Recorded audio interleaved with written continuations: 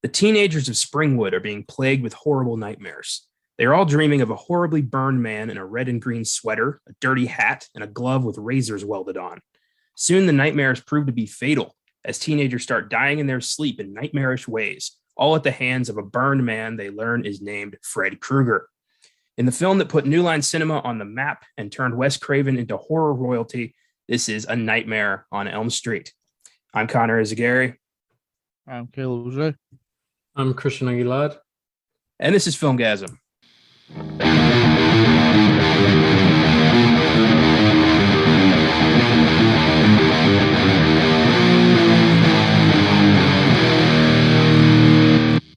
Happy Wednesday. Welcome to the 199th episode of the Filmgazm podcast. We're so tantalizingly close to the end of our gauntlet with next week's 200th episode.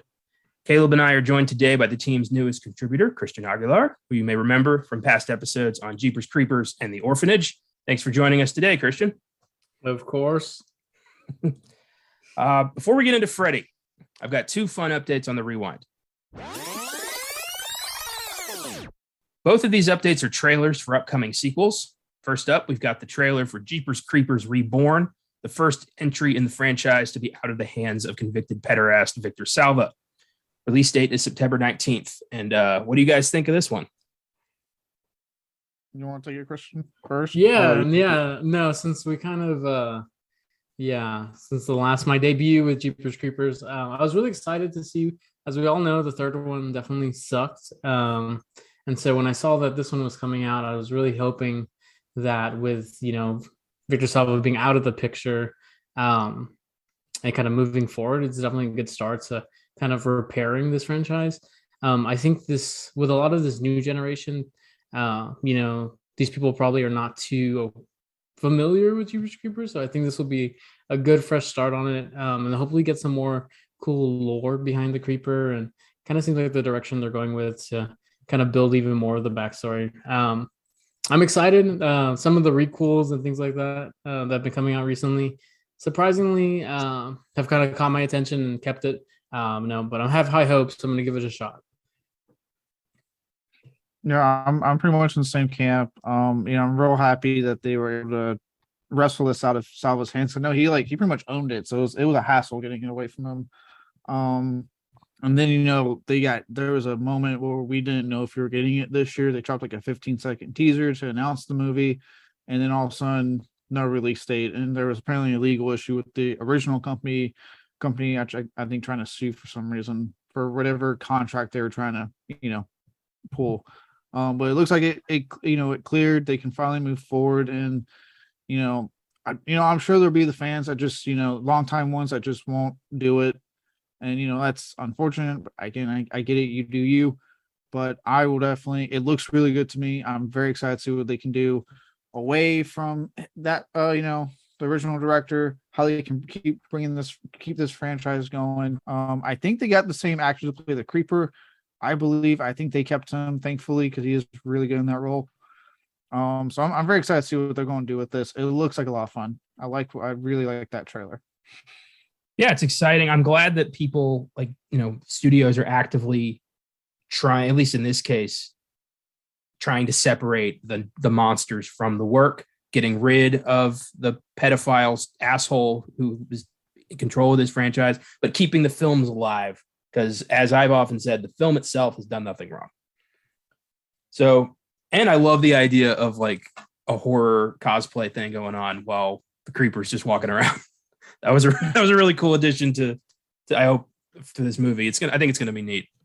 Yeah, I like that, and the fact that it looks like it's like a haunted house with the creeper. Like they wander into his territory, because we in 3 films we never really seen it. It's always been his truck and him. So they know that this is going on, and then they wind up inadvertently into his house, and he's just picking them off one by one. Yeah, I'm optimistic. One thing I am worried about, I hope it's not going to be like difficult to find. And I hope it gets a decent release, because I really want to see it. Same. I know with 3, when Salva was attached, it had like a weird 1 night, 2 night only event, and then went to VOD. I mean, I wouldn't be surprised if this is what happens with this, because they have been kind of cagey still about how it's like, hey, here's the date, but is it theaters? You know what I mean? Yeah. So I wouldn't be surprised if that is what happens, and at the end of the day, I'll take it. At this point with this film, I'll take it. I would obviously, like I've kind of been saying, with Texas Chainsaw Massacre, whenever Evil Dead Rise and the new Hellraiser come out, like all the upcoming Prey coming out soon. Yeah, I would love to be able to see these on the big screen. Like these are things I grew up with as a kid. We all kind of grew up. I should really say we all grew up with as kids, and in some cases, we didn't get to see on the big screen. Sometimes we did, depending on the franchise and just where we're at, right? But sometimes we didn't. And great on one end, it's great getting it at home because we are getting a new film, we are getting something to watch, and that's awesome. At the same time, I do miss, like with Texas Chainsaw Massacre, or like I said, these upcoming films I mentioned. I do still miss a little bit of that fact of being able to go to the theater and see them on the big screen. No, I definitely agree with that sentiment. I had gotten the exciting feeling with like the first Halloween requel. And so that really did it to me, where I felt so excited to be in a theater to actually see this type of style of horror movie. Kind of different from the A24 stuff and all of that. That's kind of more of that traditional horror.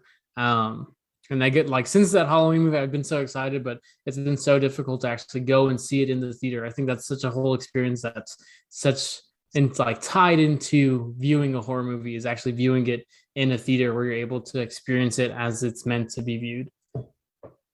Yeah, for sure. And speaking of that, actually, I saw on Twitter that Bruce Campbell was interviewed at Comic-Con about Evil Dead Rise, and he said that the test screenings were so positive that now they're looking at a possible theatrical release. That's what's holding it up, a trailer. I was wondering why this trailer's. Yeah. Okay, so I about to say I read a Comic-Con interview he did today as well. Same one, but he talked about they're talking about doing an animated continuation of Ash versus Evil Dead. Cool. Which would be awesome. But okay, that explains, because that and Hellraiser are like the only two, man, where I've just been like, what is, like, you're dated these for this year, like they're both slated for this year. Where's a trailer at some point? But that makes sense if that's what's holding it up and they're trying. God, how badass would that be if like they can pull off Halloween Ends and Evil Dead Rise in October? Oh my God. But now the question is, what about Hellraiser? Is it the same deal? Like it's actually testing positive, or are they just holding, cards to the chest? Like what's going on with that one now? I don't know. We'll find out. I get one answer and then I have more questions for another movie. But that leads into our next update. We got our first teaser for Halloween Ends, the finale of David Gordon Green and Danny McBride's Halloween trilogy that began in 2018. Release date on this is October 14th. What do you guys think of what we've seen of Halloween Ends so far? I'll be frank, I have not seen the trailer yet, so I will let Caleb speak on this. Fair enough. For the most part, I'm excited. I do think this is the trilogy that's been mostly the same storyline for 3 films. So we're having the third ultimate battle, but between that, it looks like they're not going to hold back. They're not going to pull any punches. This is a, mono e. I try to think of the female term because I don't want to be sexist here. Mel, you know what I mean. It's still mono is still inclusive. Don't worry. Counts. Okay. Well, Laurie versus Michael, the final showdown. This is for sure Jamie Lee Curtis's final time playing the character. She's made that very clear. So, seeing these two go at it for the final time on the big screen is very exciting to me. I'm curious on what they do. And, obviously James Jude Courtney as Michael, he has won me over big time in the past 2 films. So I'm honestly excited. Like I'm excited to see how this all ends before we get the inevitable next installment from someone else. I'm down. I mean, I've enjoyed these big time. Halloween 2018, it might be my favorite one, honestly. I love the first one, but there's something so visceral and just angry about 2018's Halloween in terms of like Michael that I just fucking adore. And I enjoyed Kills too. I know a lot of people didn't, but I had no beef with Halloween Kills. I thought it was an enjoyable film. I thought the kills were cool. I loved burned Michael just ripping his way through Haddonfield. Like it was exactly what I wanted. I like seeing Evil Dies Tonight a lot because of that movie. All the comments in the Halloween's End trailer on YouTube were like, nobody said Evil Dies Tonight. and just making fun of that. They should have just said it ends tonight or something in the trailer. Just a nice little wink wink. But it's I think it's gonna be fun. I'm gonna be there opening night. I'm very much looking forward to this, and I'm pretty sure it's gonna end with Michael killing Laurie and just disappearing into the fog somewhere. Maybe. You also had a theory you told me about Nope, and you were wrong about that when we went to go see the movie. Yeah, I was wrong, but also what it was I couldn't have predicted that shit. No spoilers. No spoilers. I haven't seen it. I'm seeing it literally Thursday. Don't say it. I'm just gonna say this. I was right. That's all I'm gonna say. I end up being right. Your points. It was just a satisfying moment for me. Halloween Ends comes out October 14th. I know we are doing a Halloween film that week on the show. We could either go in order and do Halloween 3 Season of the Witch, or we could revisit Halloween Kills. We'll figure it out before we get there. Yes. So that's all for the rewind. Now, what do you guys think of A Nightmare on Elm Street? Worst horror. No, I'm kidding. It's one of the greatest horror films. From one of the greatest, directors. One of my personal favorite horror directors, in Wes Craven. And it's one of his best. Like, he just minus like the very clearly tacked on ending, but we'll get more into that in the development. That wasn't exact. I'll just say this much: it wasn't Craven's ideal. Other than that, this is a superb film. He actually, the more I watch it, I forget how little Freddy's in the film, but because of Craven's direction and England's performance, he makes such a huge impact. The very little he's in the film, and yeah, this is just one of the best, a gold standard, in my opinion, of 80s slashers, right up there. Obviously, Friday 13th, to an extent, Halloween. I mean, they didn't even get a proper Michael movie really until Halloween 4 in 1988, which always kind of cracks me up. There was Halloween 2. But that was also just trying to copy off the success of Friday 13th. Then they did the whole thing with 3, and then it died until 88. I don't know why it took so long to just get a new movie out. But yeah, there's a reason Freddy's an icon, and the fact that this is Scary Freddy, not let me crack joke smile a minute Freddy. No, Kayla, I'm glad that you said that, because there's definitely 2 distinct sort of Freddys in my head, and this is like still the Scary Freddy to me. This is like, I think we talked about it a little bit earlier, but like sort of the movies that we grew up with, this was definitely one of those movies that I grew up with. I remember being scared of the Will Smith song. If y'all know the Will Smith song of A Nightmare on My Street. Yeah. Yes. I remember, like, out of all the Halloween songs, that one always scared me, just because of the association. No, but I think, Wes Craven was like in his bag for this movie. He really, all the things that he does great in other movies, it's really exemplified the most. The practical effects, like, still to this day hold up. And then looking at the development of these things, it's crazy that they're able to pull this off in the 80s. And sort of the backstory kind of behind the process, even making this movie. Definitely one of the best horror movies, in my opinion.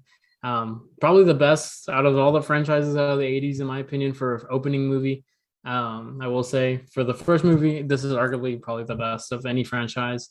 I will say, those iconic scenes of like the glove in the bathroom, and then him popping out of the wall, like, they still hold up to this day. So definitely excited for this one. Yeah, this is a pretty perfect 80s horror film. I mean, it does, it introduces a new icon to the world, somebody who's so different from Jason and Michael. He's not the, to quote Tony Soprano, the strong silent type. He's a goofy asshole who gets off on this. He's crazy, but you love him. And, Robert Englund kills it, literally.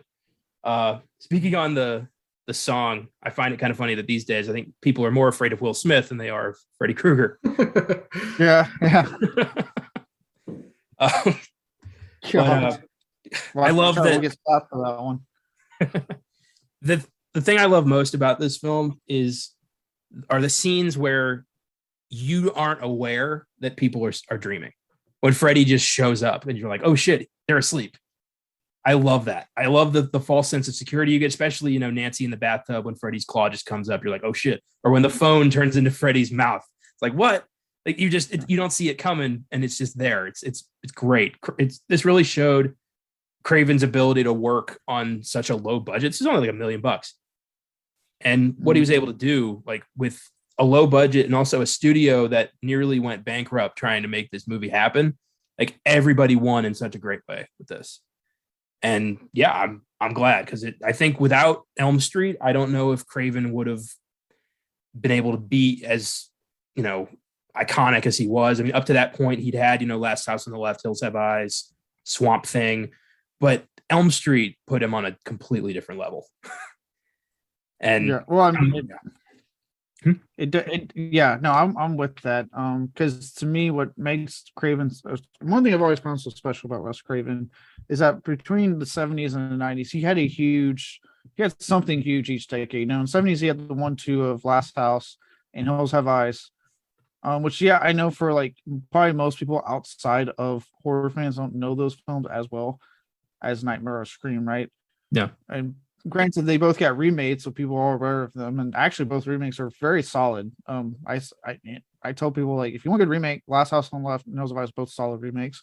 But he had that 1-2 punch, and then he had in the 80s, obviously, when we're talking about right now, Nightmare on Elm Street, and then when we've talked about in the 90s, Scream. Like, this guy he could hit.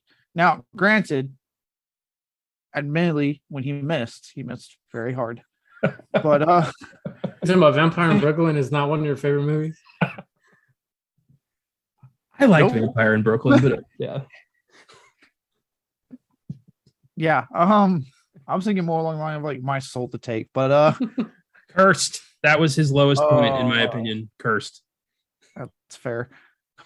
But when he hit, on the other side of that, he hit very hard.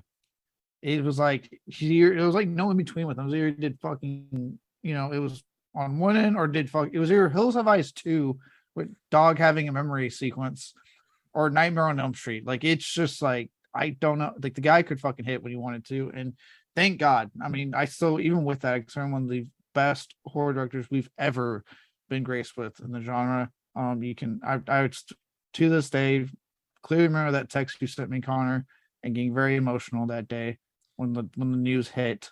Yeah, that he passed. It was one of those few celebrities that actually really, really got me. He was a big part of my development as a horror fan. His movies, and it meant a lot, and hurt a lot to hear that he was gone. Yeah, we've covered quite a few of his films at this point. I know we've covered the first 3 Scream movies here. We did The Serpent and the Rainbow, Austin and I, a long time ago. And we did that sneak preview where we ranked all of his work. So I feel like I've talked about Wes Craven like the most out of any filmmaker on all these shows. Like, and I like that. I think it's cool that he's the guy. Yeah, and he was just an awesome director. I know just the way when you saw him in interviews, he never, I know he got various points he tried to get out of the genre, and I get that he didn't want to get pigeonholed as director. But even then, still, he never disrespected the genre. He never disrespected the fans. If you ever saw him in interviews, he was always just so well educated, very thoughtful in what he was saying. Like, he approached his horror films and horror in general with just a smart perspective, mainly because he didn't really go to school to be a film director. He went for something else completely, and you could tell in his interviews, and applied what he went to school for, it really into his movies. So it was just like, he to me was just a special talent. And when it comes to like probably top 5, it's always like between him and John Carpenter. When it comes to like my top favorite horror directors, like those guys are just neck and neck to me when it comes to like just titans of this genre. Yeah, straight up. Cristian, anything you want to add? No, completely agree. You really hit it home there with Caleb. When I heard the news that he had died, I was so like shocked, because I think it really closes the gap. Like, we grew up with these movies. Like, my parents, grew up watching these movies when they came out, and then seeing it when as a kid. You kind of take for granted that these directors are still around and that they're able to still to contribute. And yeah, I think it really hits home that, hey, we're never going to have anyone like this again. These properties, these things that come up, these are classics, and it's never going to be replicated. So it makes you really appreciate the things that you grew up that gave you so much good memories. And so I'm like holding on to Robert England with all my heart, because yeah, seeing people get up in there, like get up in their ages, you always kind of hold your breath a little bit. But now I definitely agree. Yeah, with these guys, I always think, don't be sad that they're gone. Be happy they were here, and enjoy the work that we get to have forever. So that's always, the positive I take away from this is like their legacy will live forever. Yeah, absolutely. In anything, right? Where it's being horror, movies, music, books, whatever, anything like that. I'm kind of seeing it now in the metal world, for example, with Pantera. They announced that the two surviving members are getting back together, getting two other people in to go on tour as Pantera next year. And this is a band that has been active since 2000, and two of the members are dead, and yet there's such a strong base for that music. The legacy has lived on, regardless of two of the members being gone. That they're like, hey, let's get back together. Let's give people what we came on. But the two members are at least still around. Yeah, great example. Yeah, I think with Nightmare specifically, like you still see the influence, like the Stranger Things, like that has gripped an entire generation of hopefully new horror fans, and to see Robert Englund and the direct influence that the Duffer Brothers had, with Wes Craven. And I think it's awesome to go back to the roots and be like, hey, there's no Vecna, there's none of that without Robert Englund as Freddy. True, very true. So let's get into how, like, where Scary did Terry or Scary Terry. I had to say it. That's great. I forgot about Scary Terry. So Craven, this didn't just pop into Wes Craven's head, the idea for Elm Street. An interesting series of events came about that inspired this. And I always love to find out like where amazing ideas come from.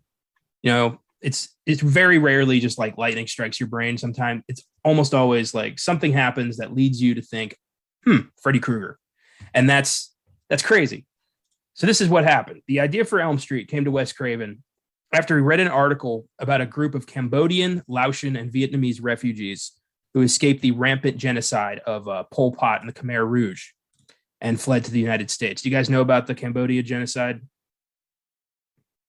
A little bit, not too much. Yeah, a little about Pol Pot and all that. Basically, he was just killing anybody he deemed inferior, and hundreds of thousands, maybe millions of people were killed. It was a horrific nightmare in Asia. These refugees. So many, like, why is there, especially in around that area of the world, there's so many stories of like genocides like this happening. Like Miss Marvel recently attacked a whole genocide thing on its show. People in power. And an actual one. It wasn't fake for the show. No, yeah, the partition. When psychos get into power and they have access to kill people they don't like, they're going to do it. And they constantly do it. We've seen this in, obviously, the Holocaust. There was the Armenian genocide. There's Pol Pot. There's Mao's China. Like, it happens all the fucking time. It's really twisted. It's happening right now in Ukraine. Yeah, mostly right now in Ukraine. Yeah. But Craven heard about this, these refugees who escaped, fled to the U.S., and they were suffering such horrible nightmares that they refused to go to sleep. And people who did end up sleeping, a lot of them died in their sleep from these nightmares. And this phenomenon became known as Asian death syndrome, which I think is a terrible name for this. And it fascinated Craven. I mean, the idea that you could have a nightmare so severe and horrifying that it killed you. I mean, what the fuck? How do you fight something like that? You can't. And what did they see? That's another thing. Like, what do you see in your head that's so terrifying it literally kills you? That's what I want to know. Because I've had terrifying nightmares as a kid before. I have one that's still seared in my brain, from the potential haunted house I grew up in. Yeah, I think I told you that one, Connor. I wondered to say if it was actually a nightmare or not. But I haven't, it hasn't gotten to that point. So that's like, I don't know, the idea of that, like you die in your sleep from a nightmare. Like, what are you dreaming of? Yeah, I think it also kind of feeds into themes in the movie where you really see that Craven is manipulating as the audience. Like you're manipulating what's reality and what's a dream. You know, and times in the movie you're not able to tell the difference. And so for these people, that suffered that, the blurred lines between your worst nightmare imaginable and actually living that, again, that must be so insane for them to have gone through that. So you're not able to tell that difference. Or you don't want to be able to tell the difference that, hey, what you saw in real life was, worse than the worst thing you could ever see. Yeah, when you've lived through actual horrors, what is horror to you anymore? Like your brain has to almost like overcompensate to scare you in a nightmare when you've seen hell itself. Yeah. That's fuck. That's profound and terrifying. I don't like to think about it. Yeah. And Craven handled it very well, unlike the godforsaken 2010 remake that tried being like, well, micro naps. Like, fuck you.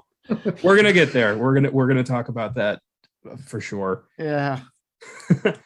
So with this, I took a nap earlier today. That matters on these micro nap things. With this in mind, Craven then heard the song Dreamweaver by Gary Wright. And you combine nightmares with 80s pop song and you get A Nightmare on Elm Street. So it's kind of funny because technically it's almost like foretelling the future of this franchise when you had rock bands like Dokken and stuff making songs for it, and like there's hip hop songs with Freddie. Like in a weird way, it's kind of like a foretelling the future of the franchise. Yeah, all the pieces are here for to branch out, and amazingly, Craven was like, "Nah, we're good with one," but Shay's like, "No, millions. I see a rap album in Freddie's future, which we're going to talk about. That is fucking crazy." I love when fictional characters release like albums and books. Like I was at Barnes and Noble and there was a novel by Richard Castle. Richard Castle is the main character of the series Castle. Oh yeah. My mom used to watch that show. Yeah. Like I somebody watched it. I thought Sonic Caddick was hot. I only watched it with her half the time because I thought Sonic Caddick was hot. Besides that, I did not actually really like that show. Isn't that show supposed to be based? Oh no, Bull is based on Dr. Phil. Sorry, it's the same genre of weird show, but Bull, yeah, that's Dr. Phil. Apparently, I didn't know that. But somebody actually makes this stuff, but fictional characters get credit for it. Like I looked at the book. It's a full length, like 300, 400 page novel written by Richard Castle. The author photo is fucking Nathan Fillion. Like, how can you imagine? Like, I would be so pissed if I put time and effort into this and a fake person got the credit. Yeah, I'd be like, well, if I'm not getting paid, then fuck yourself. But I just find that's a fascinating phenomenon. I just love looking into is like the movie My Cousin Vinny with Joe Pesci. Yeah, he released a Christmas album as like Vinny, like Vinny singing Christmas tunes. It's not Joe Pesci singing Christmas tunes. It's Vinny. Yeah.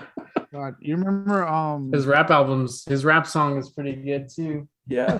You remember when we watched all the Hatchet movies? Mm-hmm. Do you remember the fourth one when that character's going on the book tour? He has the book. Yeah. If you get on air, this one I'm actually fine with because they did it themselves. But if you're on the Aeroscope website, they sold the book Ren as his character. I have it. It's in my collection. I'll have to show it one day. Yeah. But it's you, and it's signed and everything by him. That's amazing. Like that's so much work for I've written books. Writing books isn't fucking easy. And somebody did it for a gag. That's impressive. Adam Green had some time on his hands. He's like, you know what? I'm gonna write this book to tie in with the movie and release it to the fans. That's incredible. So yeah, we're going to talk about Freddy's rap album down the road. The character of Freddy Krueger, where did he come from? One of the most iconic movie characters of all time. This came from an incident in Craven's youth. And I find this really funny because this doesn't sound particularly scary. It might have been just the way my source worded it. But basically, when Craven was a child, an old guy walked past his house. The guy stopped, looked at Wes Craven, scared him a little, and the guy just walked away. So Wes Craven saw an old guy, and it never left his head. He based the look after this old guy. I do think there's more to that. I think if I recall it correctly, he was like peeking out his window. So the guy shouldn't have seen him. Like the lights were off. It was night. The guy shouldn't have seen him. And the guy's walking and just stopped and like directly stared at him. I think like actually approached his door. Okay, that's a way better story than the one I found. Yeah, I think like Craven was a kid too. That's the thing. It wasn't like he was a kid. No. And I think like the guy approached his door to like freak him out, and Craven got like really fucking scared, and then the guy just walked away. Okay, so he's probably casing the joint or something. Kid saw him. He's like, "Oh shit!" and he ran. All right, that makes more sense. The name, Yeah, doesn't the name also come from his childhood too, right? Yeah, I got that right here. This is great. So the name came from a bully Craven used to have to deal with, and the bully's name was literally Fred Krueger. Like he didn't even change it a little bit. He immortalized some dickhead who used to fuck with him as Freddy Krueger. Imagine that school reunion too, dude. Having to go and meet up with everybody and say, "Hey." But I'm surprised the guy didn't like try to sue him, like for it's my name. I don't know. Can you do that? Craven just bullied him back. He gave him a wedgie, a swirly. Maybe that's why Freddy turns into such a goofy asshole, because like he's like, well, that maybe the guy was like, oh, that's cool. I'm like one of the scariest monsters in horror now. And Craven's like, well, we're not fucking having that. And so he made him a joke. Yeah. Oh man. I think he's just like subliminally put like "fuck you, Fred" throughout the movie. Just like he has never let it go. Well, he even before that, the bad guy in the last house on the left is named Krug. So like this has been in his head his whole life. What's that bully do to him? Jesus Christ. I couldn't find details, but he was just like constantly harassed by this kid. And it stuck with him enough for him to just pop up randomly in his work as the asshole. He'd whisper behind him, "Welcome to my world, bitch." Welcome to prime time, bitch. That's great. Even the sweater had a deeper purpose. According to Scientific American, red and green are the two colors that are most clashing to the human retina. It just looks somewhat uncomfortable to the human eye, red and green, which I guess is why so many people are depressed at Christmas. And I'll say that probably has to do with the fact that I think if I recall correctly, Craven went to college for psychology. Is what he went to college for. He did not go for film. That explains quite a lot, actually. So yeah, that's why I'm sure that's why I say he applied a lot of that psychology learning he got to his films. So that makes sense with the story. I'm sure that's something he picked up on going through class, or he just looked up, because he seemed to be a very astute, like I said, a very astute, smart individual in interviews. So I'm sure that's how that happened. Well, the original color scheme was going to be red and yellow, but he read in Scientific American, it's like people don't like red and green. He's like, So he made it red and green. And yeah, it was a good call. I think Freddy in yellow would look weird. That's a weird contrast. Red and green just seems right. Yeah. Yeah, it looks like puke. It's always looked like puke to me. It's like the red and green. I think the red and yellow would have left him a little bit more like Ronald. Yeah. McDonald's collab later down the line. But I don't know. Mickey D's just gets really pissed off when this film comes out. Have a Big Mac, bitch. Like, yeah, I would love a Freddy McDonald's commercial. That would be amazing. Yeah, Robert Englund needs his own meal. That's the celebrity meal we need. Oh. Yeah. So eventually, everything fell into place, but he still had trouble selling the script. He started writing this after he finished production on Swamp Thing in 1981. Don't care for Swamp Thing. I think it's kind of a terrible movie. One of our early episodes I did with Josh, and I think Austin was on that one too. But yeah, Swamp Thing's shit. Just wanted to actually like Swamp Thing. It's just, it looks so cheap. The bad guy, like it turns into like at first it's just forget the guy's name, Lewis something. I don't remember. Oh, Lewis Jordan, that was his name. He's the bad guy, and he's a fine bad guy. And then he gets splashed with some shit at the end, and he turns into like an ape guy, but it's just like a really shitty rubber mask and like a black jogging suit. It's so funny. It's like clearly they ran out of money. I'm still mad that the really good Swamp Thing show with Derek Mears because DC fucked around with the production, or whoever fucked around with production. They canceled it before the first season even aired, not because it was getting bad reviews or it ended up becoming like actually pretty good success. It's because like, well, it's terrible production, so we're just not moving forward with this show. Yep, Swamp Thing can't seem to catch a break. I know that show was good. That first season was so fucking good, filled with horror. Derek Mears crushed it as Swamp Thing. Sorry, I'm still kind of angry. I really liked that first season. I wanted more. Well, that's another Wes Craven film we've covered on the show. So we've done him quite a bit.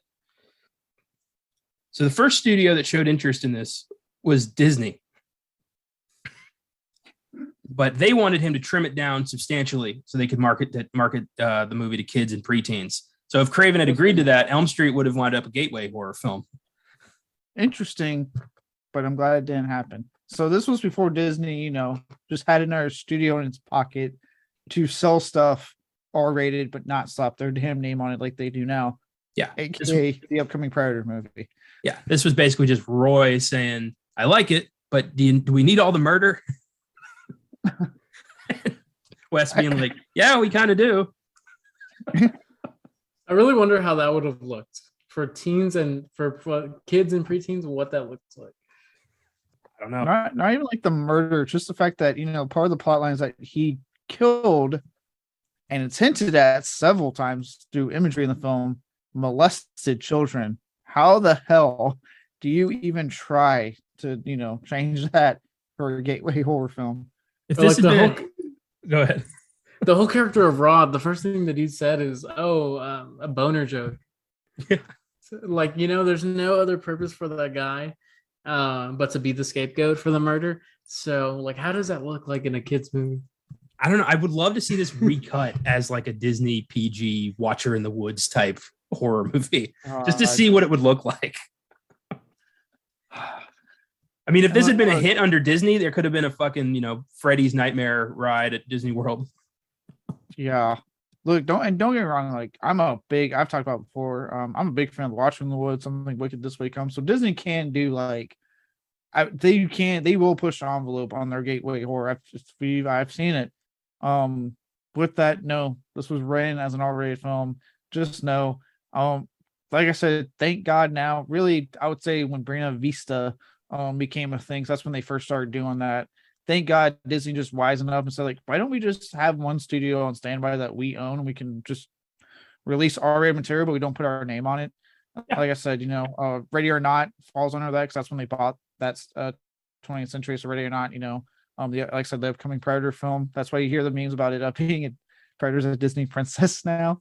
Like, well, technically it's a Disney film now. I am glad they realized that like not everything they have to put out has to be a musical, like for children. Like they have just don't call it Disney, and you've got tons of options. I'm glad they are finally warming up to that. And even then, they're kind of experimenting with their Marvel shit. Apparently, like I don't know if you guys heard, but Deadpool 1, 2, and Logan are on Disney Plus uncut. Yeah. Like it's not hampered; it's the R-rated cuts. And Marvel Zombies upcoming animated thing, they confirmed a TVMA rating for gore. Like I don't know what's going on, but apparently they're like, "Fuck it, let's just do it." I really think the next wave of Marvel properties is all going to be a little darker, which is exciting to see because I think they realize that their whole lucky kind of smile, lucky go formula is running out. So at least what I've heard from Comic-Con. Well, I just want my R-rated Blade movie. I don't want them neutering Blade. That's all I want. Like they can do whatever they want with anything else, but Blade, I want. I think like when the Netflix stuff came on Disney Plus, that's when they adapted the like child block thing. If they don't want your kids stumbling onto the Punisher after watching Frozen, I get that. With Disney Plus, I totally get that. Yes, yeah. There's a lot of family material on there, so God bless. They watch like Frozen, and then next thing you know, Kingpin's bashing a dude's fucking head in with a door, and you see it. Yeah, you gotta build up to that. But Freddy could have been there. Freddy was close. What's funny though is that I know we'll get into it, but like this series essentially became something families enjoyed because I mean the way they marketed Freddy as the sequels went on was like, here's stuff for the kids. Yeah. Jason doesn't have a rap album. I think that'd be pretty boring. He 'cause, you know, he has a kick-ass Alice Skipper song. I'll give him that. I feel like Jason would release like a instrumental type kind of thing, you know, like with a turntable. He'd be a DJ basically. Like Freddie raps, Jason's a DJ, and Michael's doing his own thing because he wants nothing to do with them. House music. We want to see all this play out. Just type in the Merkins, and they have the best shit with this. They're one with Leatherface and the chainsaw. I think my chains are sexy. Oh God, it cracks me the fuck up. It's such a good parody video. Those guys are the best. Straight Out of Springwood was my favorite. Did you see they did one where it was Achy Breaky Heart, but with Leatherface? I love that he gets all the fucking country songs.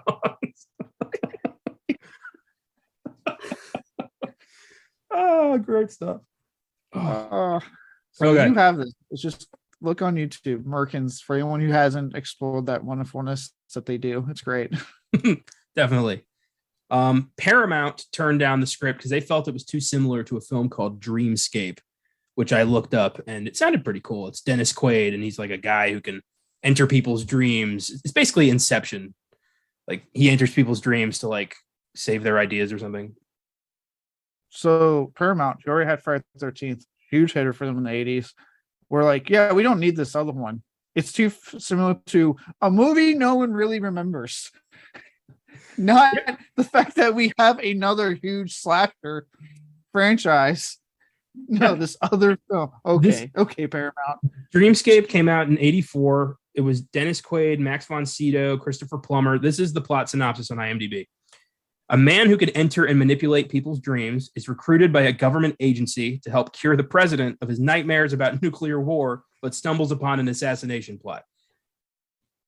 So, yeah, they were like, we already got Dennis Quaid walking into dreams. We don't need another one. I mean, I get it. It's just fine to me that they just were like, yeah, we don't need this other.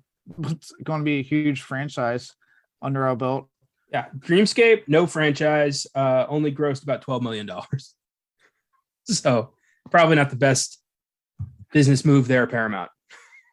I think in the long run, as long as I think a crossover would have happened way earlier than what it did. So maybe there's a silver linings that we didn't get a Freddy versus Jason in the 90s. Gosh, yeah. Can you imagine the 90s? Like right off of Jason Goes to Hell, we get Freddy versus Jason. Eesh. No. Yeah, it worked out because we got it in the early 2000s from the guy that gave us Bride of Chucky, which is undoubtedly one of the best fucking entries in that franchise. So it kind of worked out for us. Yeah, I agree. Ultimately, fledgling film studio New Line Cinema agreed to produce it. And at the time, New Line only distributed films. They hadn't actually produced anything yet. They were just a distributor. And they nearly went bankrupt trying to get Elm Street made. And ended up being their first commercial success, put the studio on the map, and the studio is often referred to as the house that Freddy built, which is pretty cool. Yeah, which also means they had more love for this franchise than, the aforementioned Paramount did for Friday the 13th has ever had for that, which is so weird to me. It's like, Willy Wonka and the Chocolate Factory. It's like all those kids at the beginning, like in the candy store getting all that free candy, and Charlie's outside just watching them all get that free candy. That's Jason. It's just always been funny to me, like how Paramount so ashamed of Friday the 13th, and it was like one of their biggest money makers in the 80s, and until the legal battle hit all the way up to 2009 with the remake, and yet they're like, no, we don't do that. We don't like this franchise. I'm like, why? It makes you money. Why are you so ashamed? They still won't sell it. Yeah, and that's the thing. Like, someone's like, well, we'll sell it and do a great thing. Like, no, we want to keep it. God. Universal almost picked it up too. So Freddie and Michael might have been under the same umbrella. But Universal basically said, like, we don't want it now. Polish it up. We might take it off your hands in a few years if we feel like it. So the studio that came out, obviously, Halloween, right? Big, huge hit. Halloween 2, I actually do really enjoy, but it was very much saying, oh, hey, that's doing, Friday 13th and all these slashers are doing really good. Let's hop in on that, right? And then that's how we got Halloween 2. Then they get, which I like Halloween 3, but obviously a very divisive entry amongst fans. And then they waited till 1988 to come out with Halloween 4, and they went, nah, we're good, fam. Yeah, there was a 6-year gap there where they had no slasher, and Jason was making money, and they had an opportunity to replace Michael with this dream slasher guy, and they're like, it's not good enough. Call us in a few years, Wes, when you've got some talent. Yeah, just for 4 years later to come out with Halloween 4. The return of Michael. God damn it. Yeah. New Line took a chance. Nobody else wanted it. All the big guys were like, no, we got one. Unreal. So it worked out in the end, but so it's just funny to me. It's hilarious. 2 actors who were considered for Freddy Krueger may surprise you.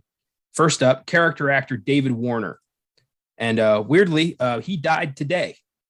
Oh my gosh. Yeah, after a battle with cancer. He was in his 80s, became one of my favorite character actors. He played the devil in Time Bandits, if you guys have ever seen that. He was the man. He played Jack the Ripper in Time After Time. And he was almost Freddy. There's a rumor that he was cast. He did makeup tests, but he dropped out due to scheduling conflicts, and that has been denied by several people, including Warner himself. I don't know why that's the rumor. What did people get out of that? He still wasn't Freddy.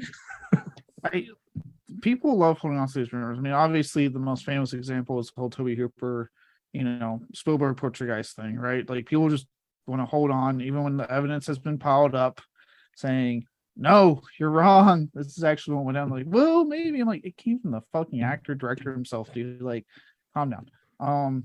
I mean, it would have been cool. David Warner probably would have crushed it, but yeah, I really, because of how good Robert Englund does this, I really cannot imagine anyone else. Yeah. Now, with that said, I'm not one of those crazy people. It's they can't do any more nightmares because we can't have anyone play. But I'm more than willing to see who else can play Freddy and if they can bring something to it. Mm-hmm. So I'm not closed minded like that. I'm just saying it's going to be hard. I guess the way to say it. It's a very hard task because how well he did.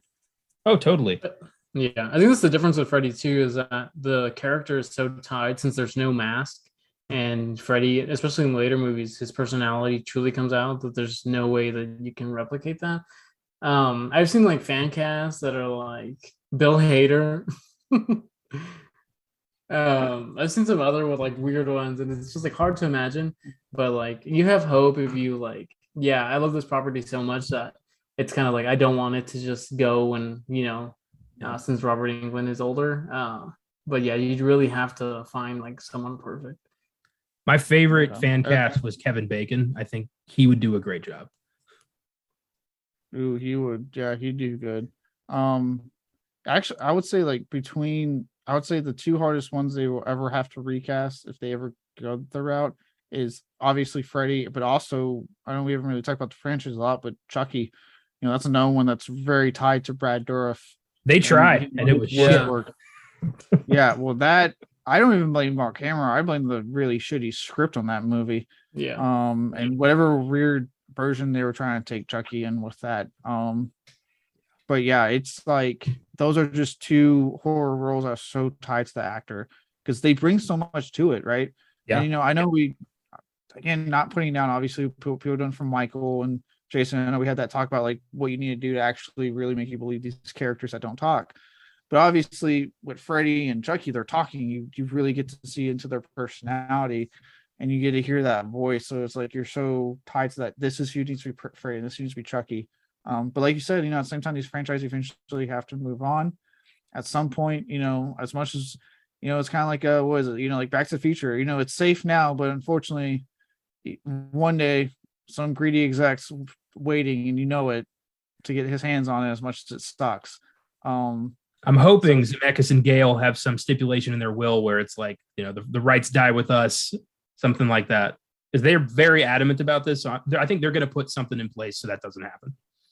I hope so also. So, but yeah, and obviously right now we're kind of safe for Freddy because the Craven's Estate has been very selective about who is going to approach a new movie. But, when it's going to happen, and always tell fans this: if it does get to that day, it happens, and characters like Freddy and Chucky have to get recasted. Just approach it with an open mind. At the end of the day, we still have the original. We still have the original actor to watch and enjoy. It does feel sometimes like we're at like a big old public pool, and like Michael and Leatherface and Chucky are just swimming around having a great time, and Freddy and Jason are just like watching because they didn't bring their trunks. It really sucks. One's like a legal rights issue, and then the other one's just I get it, the estate being very selective, but it's like it's getting to the point where it's like, are you being selective to the detriment? Because give it to the Scream guys. Like, they kicked ass with 5 Cream, and it looks like they're going to do a great job with 6 Cream. He's actually said they would love to do it. Elijah Wood and his company. All right. I have seen what Elijah Wood has done with the horror genre. I am so down with the idea of him producing and making a Nightmare on Elm Street film. Nice. Yeah, here's hoping. The other guy who was considered for Freddy, none other than Jason Voorhees himself, Kane Hodder. I forgot about that. That's right. Yeah, he auditioned. At first, Craven wanted to go with like a big, hulky kind of guy, like physically intimidating for Freddy. And Hodder gave a good audition, but Craven decided to go in a different direction, make him more of a psychological threat. And Hodder did say, like, he would have loved to play Freddy, but Craven made the right decision. Yeah. But you imagine, like, we could have had a world where Hodder played Jason and Freddy. Can you imagine Freddy versus Jason? He's just in both roles. God. Oh my God, that'd be awesome. That would, oh God, I almost like need a moment. That would be amazing. I do like that, Hodder has that kind of humility about him to be like, hey, he made the right call. He didn't hold it against him. He's like, hey, he made the right call, and then he is the most, famous to play Jason Voorhees out of it. So, but that's an awesome thought. Yeah, pretty cool. Robert Englund ended up as Freddy Krueger, and it became the role he would forever be associated with. He would reprise the role in 7 sequels, a TV series called Freddy's Nightmares, an episode of The Goldbergs, and a 1987 rap album titled Freddy's Greatest Hits, which features such bangers as Dance or Else and Do the Freddy. I love capitalism because of stuff like that. Like, there's no other way to put it, but that's just like American capitalism at its finest, that you're able to get shit like that.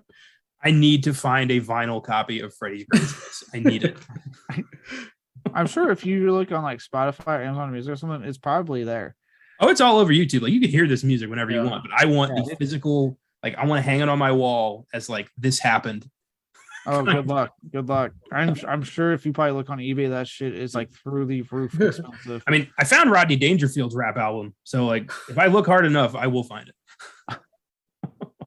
I did. I don't know if y'all ever saw the Goldbergs episode, but he looks so good in that episode. Like, he still has it. It's crazy that at his age that he's still able to do that. And like, yeah, props to the Goldbergs for really sticking to the whole 80s like fan service that they do all the time. I was really excited to see that, even though I had fallen off that show. I'm really excited to see that episode. Well, you know what they say: once you go Freddy, you're always ready. So I was about to say, I don't watch the Goldbergs, but I watched the clip of the episode he was on. So I was like, I don't watch it, but I want to see this performance, damn it. And I watched it, and yeah, I'm with you. Like, yeah, you can even tell through the makeup. Yeah, he's older, but performance wise, he still had it. Like, he was still crushing in his little scene he was in. I don't watch the Goldbergs either, but I watched that clip, and I watched the one where they were able to bring Rick Moranis back as Dark Helmet. I watched that too. And I was like, it's so good to see him again. Yeah. But yeah, England's just, he's so tied to Freddy that, it's just not, it's almost impossible to imagine. I mean, we saw in the remake where Jackie Earle Haley tried it out, and I don't blame him for how much of a fuck up that movie was. I like his performance. Yeah. I don't think he was a problem. I actually really like his performance. Me too. Side note, Craven did originally envision Freddy as a child molester. He cut that back, made him a child murderer. And so he's not raping any kids. But then in the remake, they did put that back into his backstory. Yeah, but in the original film, they put like hints in there. Like there's still hints from that script of him being a molester, like I said, with the hand coming out of the bathtub. Like they put hints, they just never explicitly say it. And like you said, it's all we know is that he murdered. That's all we know. I can totally, enjoy the jokes of a demonic child murderer. Hard to enjoy the jokes of a demonic child molester. Well, and this is the thing with the remake.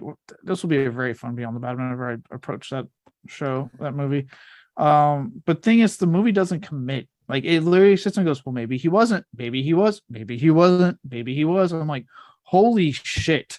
Like commit or don't. Pick a lane, movie.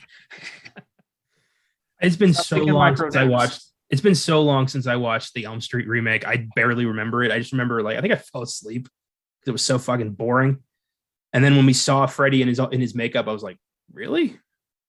Like, yeah. God. Well, I know. What's interesting is that was hot off the heels of Last House on Love, Tales of Eyes remake, which Craven was actually actively involved as a producer on both those, which is I think why those turned out so good, and they had good directors for both. They did not let him be involved with the Nightmare on Elm Street remake. Fucking Platinum Dunes. Yeah, Platinum Dunes was like, look, we've done Leatherface, we've done Jason, we got this. And they did not let him get involved. They did it on their own. Like he talked pretty badly about it. He was pissed. Yeah, if Michael Bay shit all over my life's work, I'd be pissed too. Yeah. So that explains some of it. They was literally, I think they were just like, look, we've remade all these other ones into huge hits, and for the most part, I'll say it. It might be a hot take. I like a good chunk of Platinum Dunes remakes. We'll put it out there. Well, like you said though, it's kind of like Craven. When they hit, but when they miss, they fucking miss hard. Yeah, they do. Oh my god. So thanks to Freddy, Robert Englund has become horror royalty, has appeared in such films as The Mangler, Wishmaster, Strangeland, Hatchet, and Behind the Mask, The Rise of Leslie Vernon, as well as various horror TV shows like Stranger Things and Supernatural. So he's the man. I'll do this for Josh. It's his VHS, but he also directed a film called 976 Evil. God, Josh is he's like an endless cavern of random ass horror films I would never hear about without him. I think a foreign distribution company finally put out a Blu-ray, but don't quote me. 976 Evil. So is that is it VHS the only way to watch that movie? No, as far as I know, but I think Eureka or 101 or whatever, one of those foreign companies, I think they put out a Blu-ray. So I think there is a Blu-ray, just a foreign Blu-ray. I'll throw it in the book just for kicks. Yeah. So nice little shout out there. It's his only directorial movie. Everybody seems to get one. Almost every actor gets at least one time to be a director. One chance. You do great, you get more. You don't get more. So let's go into the rest of the cast here. We've got Heather Langenkamp as Nancy Thompson, our final girl. She would reprise the role in Elm Street 3, Dream Warriors, and New Nightmare. She was also in Shocker, Hellraiser Judgment, Star Trek Into Darkness, and 2 episodes of American Horror Story. So she's I love Nancy. I love how resourceful she is, how she fucks up Freddy with a Home Alone trap house and just turns it says you're shit and then just watches him disappear. I love it. Nancy might be my favorite horror final girl, honestly. I mean, I love Laurie to death, but there's something about Nancy. I really like Nancy's whole deal. I definitely agree.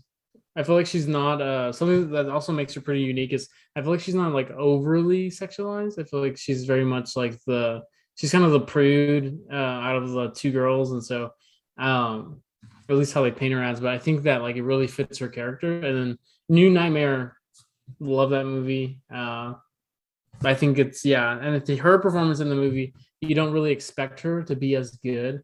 Especially watching the other sequels, you don't expect her to be as good, but that movie, I think she really shines and is one of the better moments of that movie.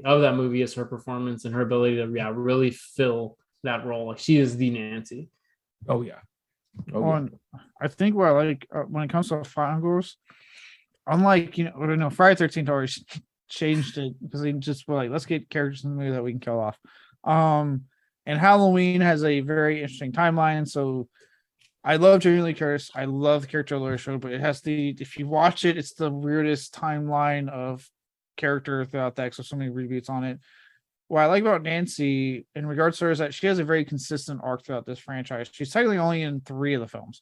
The original, Nightmare 3, which is an outstanding film as well, and New Nightmare, which is also really, like you were saying, really, really good. And there's a consistency throughout all 3. And what's even crazier is that for anyone who doesn't know, like New Nightmare is a meta film. So the fact that they kept a consistency in the last film of her arc, which is meta, is impressive. So I think I really like that there was like legit consistent character work throughout this franchise on her, and it was all very rewarding. Yeah, for sure. New Nightmare is my favorite, like without a doubt. That is one of the most creative horror films I've ever seen, and the scariest Freddy's ever been, in my opinion. Yeah, can't wait to do that on this show one day. As much as I love Scary Freddy, mine's Nightmare 3. I just love Nightmare 3 so much, and it has the Dawkins song, Dream Warriors. It fucks. That song fucks. It's so good. Oh yeah, it does fuck. It's been so long since I watched any of the sequels. It was one of those situations where Caleb and I just marathoned them all in one day, and they all bleed together for me. So I want to watch them individually on separate days so I can actually appreciate them as individual films. Same. A lot of these movies, a lot of these franchises, me and my brother, we had a Blockbuster in our town for a long time. So one summer before we left to college, we just binged all of these different franchises. And so, especially with the Nightmare movies, especially towards the end, where he's just so comedic. The beginning, first 2, I really love Nightmare 2. I know it's kind of like, yeah, I think him at the pool is so cool. Like that whole scene. I think it's a fun concept. So you're not alone anymore. Nightmare 2, especially thanks to a documentary called Scream Queen, My Nightmare on. Shit, why am I trying to guess the title when I own the damn movie? Scream Queen, My Nightmare on Elm Street. That talks about this the themes in that film, the main actor and all that stuff. So actually it's become a big time cult favorite. So you're not alone in that anymore. Cristian, a lot of people have come around on Nightmare 2. Yeah, I went ahead and took that out of the bad book, threw it into the good book, because I feel like with all the, kind of resurgence of fan acclaim for that one, I think it's worth revisiting on this show. For sure. So, and I'd like to watch that documentary as well. It's a really good documentary. Yeah, that's what I've heard. Next up, we've got Oscar nominee Johnny Depp as Glenn, Nancy's boyfriend. This was his first movie, and it started one hell of an interesting career. And the only reason he got hired is because Wes Craven's daughter thought he was hot. And they were like, have you ever heard Wes Craven's response to that when his daughter said that? What did he say? He was like, really? The pale-looking guy? Oh, well, 30 plus years in Hollywood would agree with her. He thought he looked sick. That was the things like, I thought he was sick. But awesome. Then he saw him perform and had a turn around. I was like, he was really awesome to work with. I really liked working with him. He spoke highly of Johnny Depp after working with him. Yeah, most people who've worked with him have. Like he's got a prior to the whole Amber Heard situation, he had a really good reputation. I love seeing young Johnny Depp before like the weird accent that he kind of takes on after Jack Sparrow. But it's really good to see like, okay, this is just a normal American dude. Like there's no Keith Richards, there's no other influence, but it's him. I was reading somewhere that some like other big 80s names were like also slated to possibly take the role. Like I think I saw Kiefer Sutherland and I've got a whole thing on that in my Filmgazm facts. We're gonna go through like Joan Cusack, and I'm like, oh my god, like, every 80s heartthrob was considered. Yeah. Wild. By the way, Johnny Depp is from Kentucky, so yeah, no accent in real life. You had the new kid on the block. Got it. Not one of those established heartthrobs. Nope. Because Wes Craven apparently values his daughter's opinion quite a lot, which is nice. Yeah, I mean, his son worked with him on stuff, so he apparently had a really good relationship with his kids. That's good. I like hearing about that. So after getting blasted through a bed in 300 gallons of blood, Depp went on to be nominated for 3 Oscars for his performances in Pirates of the Caribbean, The Curse of the Black Pearl, Finding Neverland, and Sweeney Todd, the Demon Barber of Fleet Street. All three fantastic films, and he is great in all of them. Yep. Some other oddball films he's appeared in include Sleepy Hollow, Edward Scissorhands, Fear and Loathing in Las Vegas, Ed Wood, From Hell, Secret Window, and Tusk. He recently went through hell in court to defend his honor and reputation against his psychotic ex-wife and won. Good for him. Yeah, I mean, look, if you're a film fan, you don't know who Johnny Depp is. Like, come on, the guy is one of the biggest A-list stars in Hollywood. True, and now he gets to have his career back. So I'm very glad about that. Yes, his career back. He's on tour with his band. He has probably broken ties with Marilyn Manson. His used to be bestie. oh yeah. I will say this: Johnny Depp seems like a decent guy, great actor. He's not a great judge of character. No. That's his biggest sin. He's shit at judging people. Yeah. Oh boy. Character actor John Saxon plays Nancy's father, Lieutenant Thompson. Saxon would also reprise the role in Dream Warriors and New Nightmare. He was also in such films as Black Christmas, Battle Beyond the Stars, Tenebrae, Nightmare Beach, Beverly Hills Cop 3, From Dusk Till Dawn, and Enter the Dragon. He died in 2020 at 83 years old from pneumonia, and that hit hard because I fucking love John Saxon. This dude's a badass. Dude is a man. Yeah. You've seen Enter the Dragon, right? No, I haven't actually. Damn. What about you, Christian? No, I haven't. But this dude's eyebrows are ingrained into my mind. Like powerful eyebrows as a cop. I think that's what he does for me. In Enter the Dragon, he is a rich guy who ends up on this martial arts island with Bruce Lee and Jim Kelly and becomes one of the good guys helping Bruce Lee take down this warlord. It's fucking awesome. It's one of the best movies of all time. On that note, I do want to see it. I've heard about it in the Dragon. It's up there. It's up there for me to watch. What I love about John Saxon is that the kind of character, he exudes macho, but he does not look like what you would assume, your stereotypical macho man to play. And he just plays everyday roles, which is what I love. So he exudes this aura, but he's really just playing an everyday person. True. And what a name too, just John Saxon. Like that's a man's name. Like that's impressive. I'm impressed by the name alone. Look, what I'm getting at is that he probably fucked. Yeah. Yeah, he fucked his way through the 70s, 80s, 90s. Yeah. Good for him. That's how much of a man he is. I forgot he was in From Dusk Till Dawn. Like, I think he's one of the cops. Yeah, it's not a big role, I think. It's a very small role, but he's in it. Well, it's probably because, Rodriguez and Tarantino were like, we can get John Saxon. Yeah, good for. I'm glad he's in this. I love his character, and he's just, I'm glad he came back for New Nightmare as just John Saxon.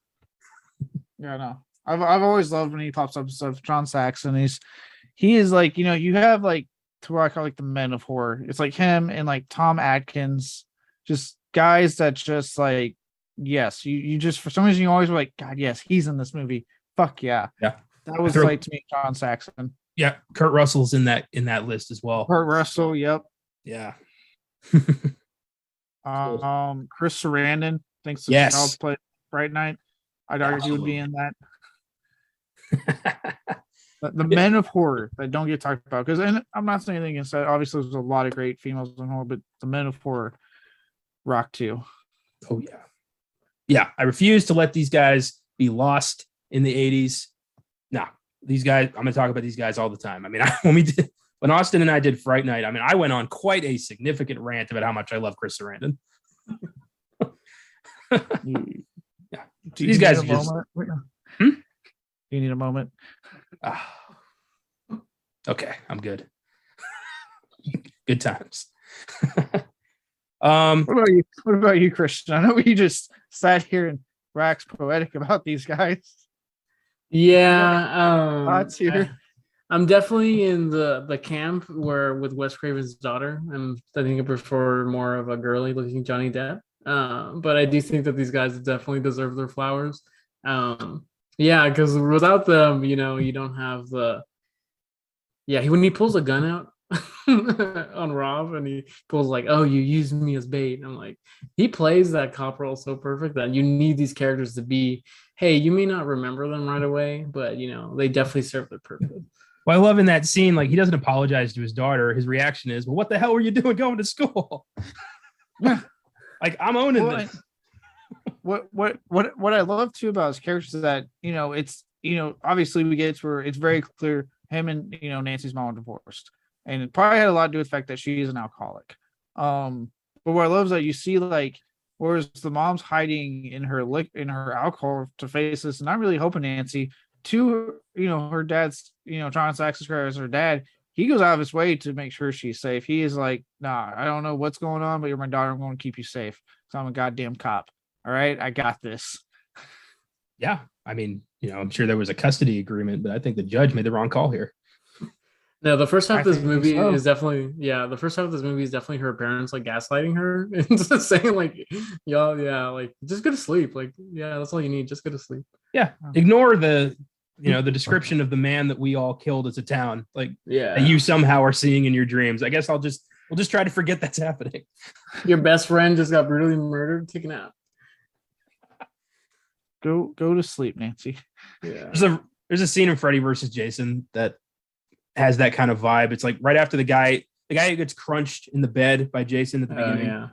And his friend's like sitting outside and dad walks up to say some shit. And the guy's like, best friend was just killed, dad. So how about you give me some fucking space? Always makes me laugh. That's how teen angst is portrayed when your best friend gets brutally murdered and your parents teen angst displayed by a 35-year-old actor. Horror will never change. So like we need to have high schoolers portrayed, but we obviously want to put a sex scene in. So we can't do that. So let's just get them in their 30s. It looks incredibly unrealistic, but hey, we can get them as teenagers. They can have sex and we can brutally kill them off. So everyone wins. Oh, geez. So A Nightmare on Elm Street has an IMDb score of 7.4, Rotten Tomatoes score of 95%, way bigger than Friday the 13th. Just don't know why I felt like mentioning that, but I did. So like you just don't want to let it go. Nah, I don't. Just won't let it. I'm going to hold on to that like a tumor that I can't remove. You're just mad that at the end of the day, the backbone of this craze in the 80s was 100% Friday the 13th. Even though critics hated it, they were fucking moneymakers. Audiences were there in droves for a whole decade. That's true. It was a giant hit, grossing $57 million on a budget of only $1 million.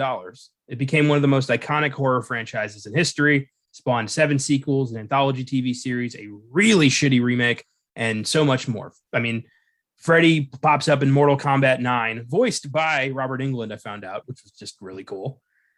So yeah, just Freddy's an icon of pop culture, alongside Jason and Michael and Leatherface and Ghostface and all these guys. It's just part of, I think collectively they're the backbone of horror, at least today in pop culture.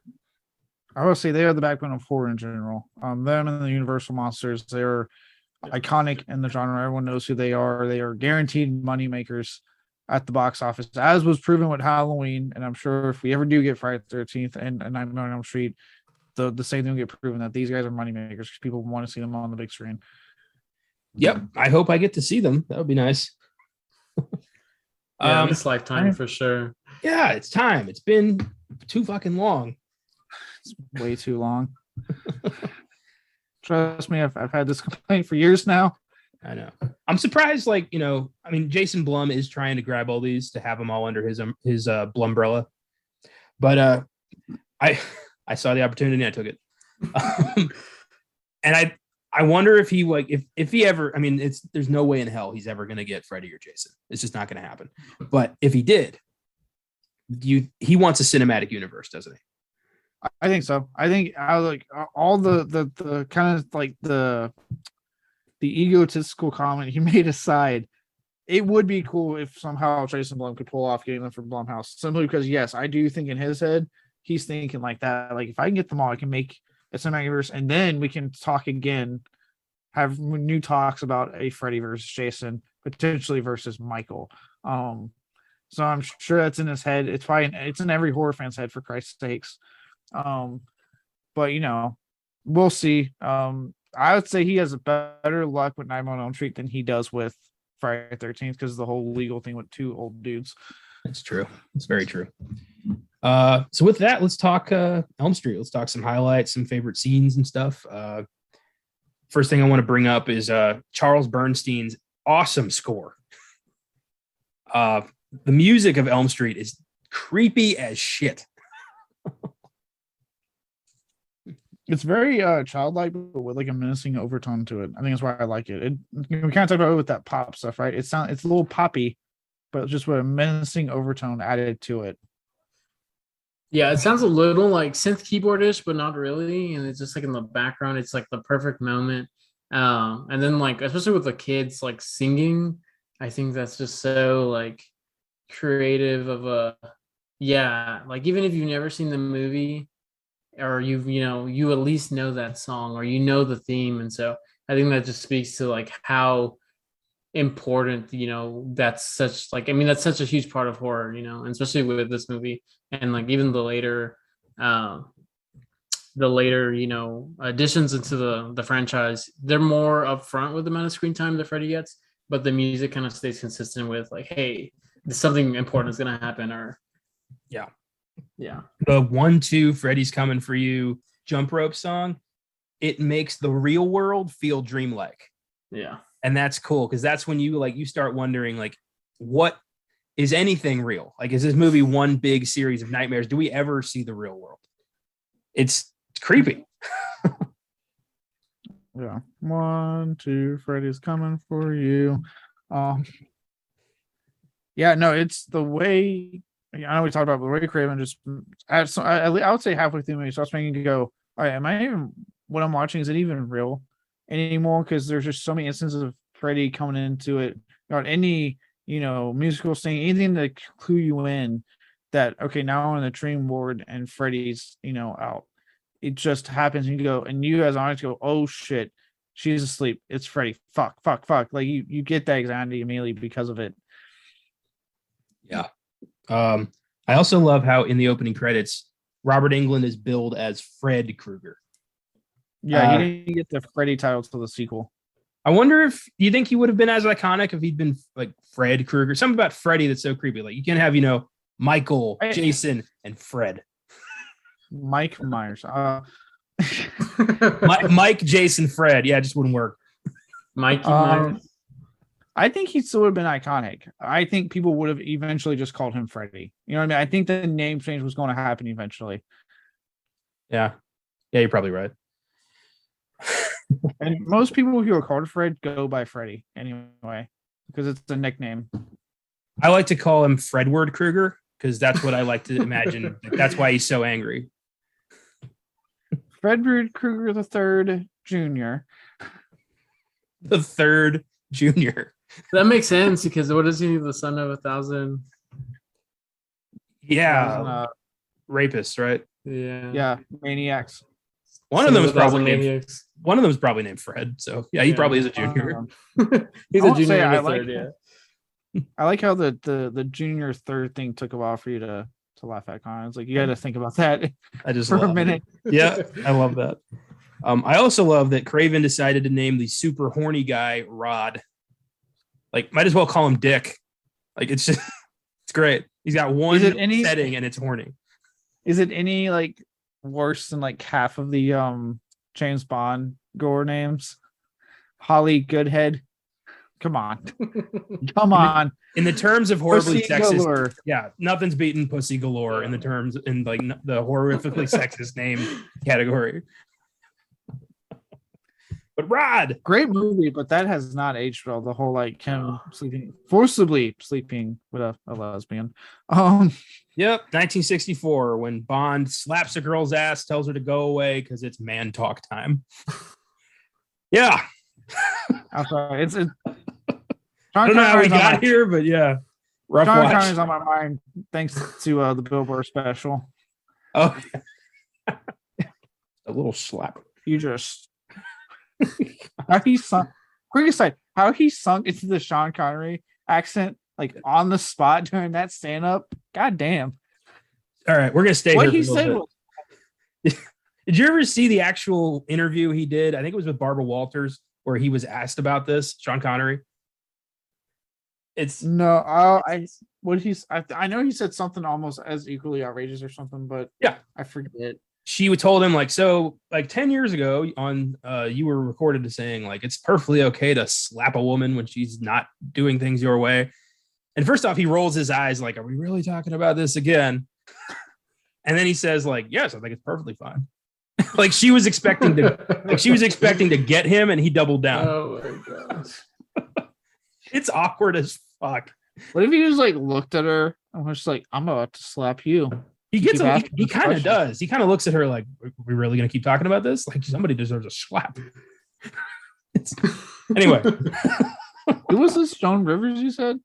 Barbara Walters, I think. Oh, Barbara Walters. I was supposed to, Joan Rivers had fucking Raw on her show. Oh, she would have slapped his ass back. Yeah. She would have punched him. She had Graw on her show. That was in the documentary when I was watching this. They had the footage of Otis, of the dude in character as Otis Angus on the show. That's pretty awesome. What we're talking? Rod. Yeah, I like Rod. Rod. He's he's kind of an asshole, but he's like not a bad guy.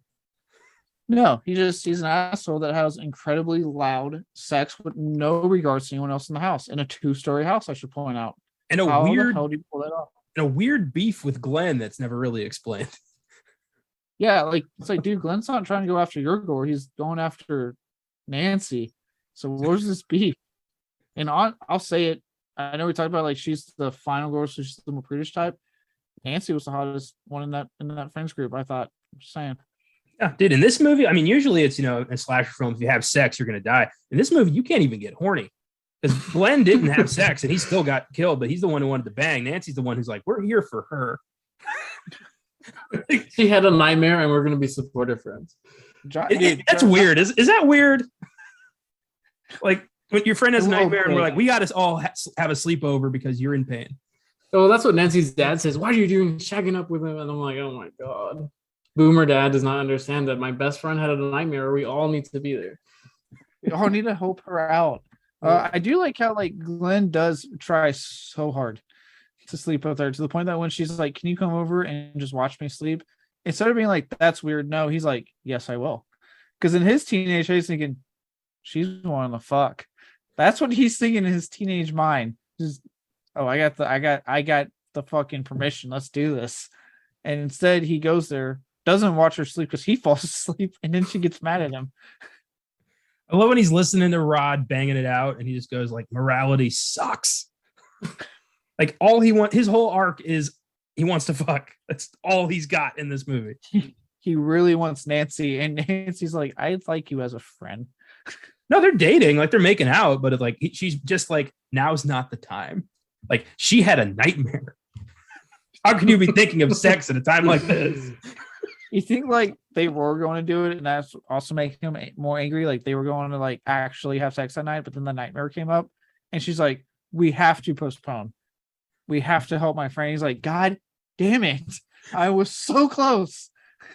I'm just picturing like his death at Freddy's hands. Like if Glenn falls asleep, he ends up in the boiler room or something. Freddy comes up to him, and the guy just like gets on his knees. And he's like, fine. And Freddy's like, are you okay? He's like, you don't understand, man. I am so blue. What if at that point Freddy only goes after Nancy because he made it do with Glenn, because Glenn's pissed that he died without banging Nancy. So he's just like, Fred, come on, Krug, come on. Fred, I know you want to kill me. Just help me out now, man. Can you get her? Jesus Christ. I love that moment when we meet Rod and he says something about like, I got a hard on with your name on it. And Tina's like, how can your hard on fit 4 letters? And he immediately goes to, hey, fuck you.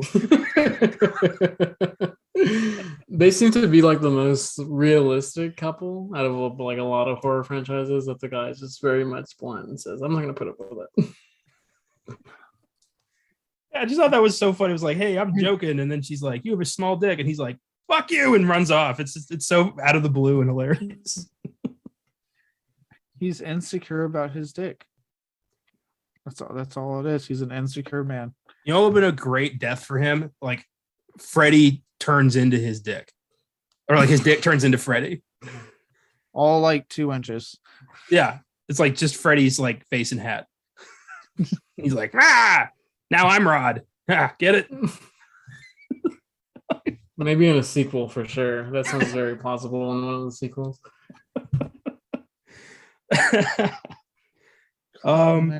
I love the imagery of Freddy pushing in the wall over Nancy and just like being in like almost in the house in the walls. Like that's such a cool image. A lot of the things in this film that they pulled off with special effects and practical hold up really well. I mean, all that is spandex. It's just Robert Englund pushing in on a big piece of spandex that looks like a wall. I think it's simple.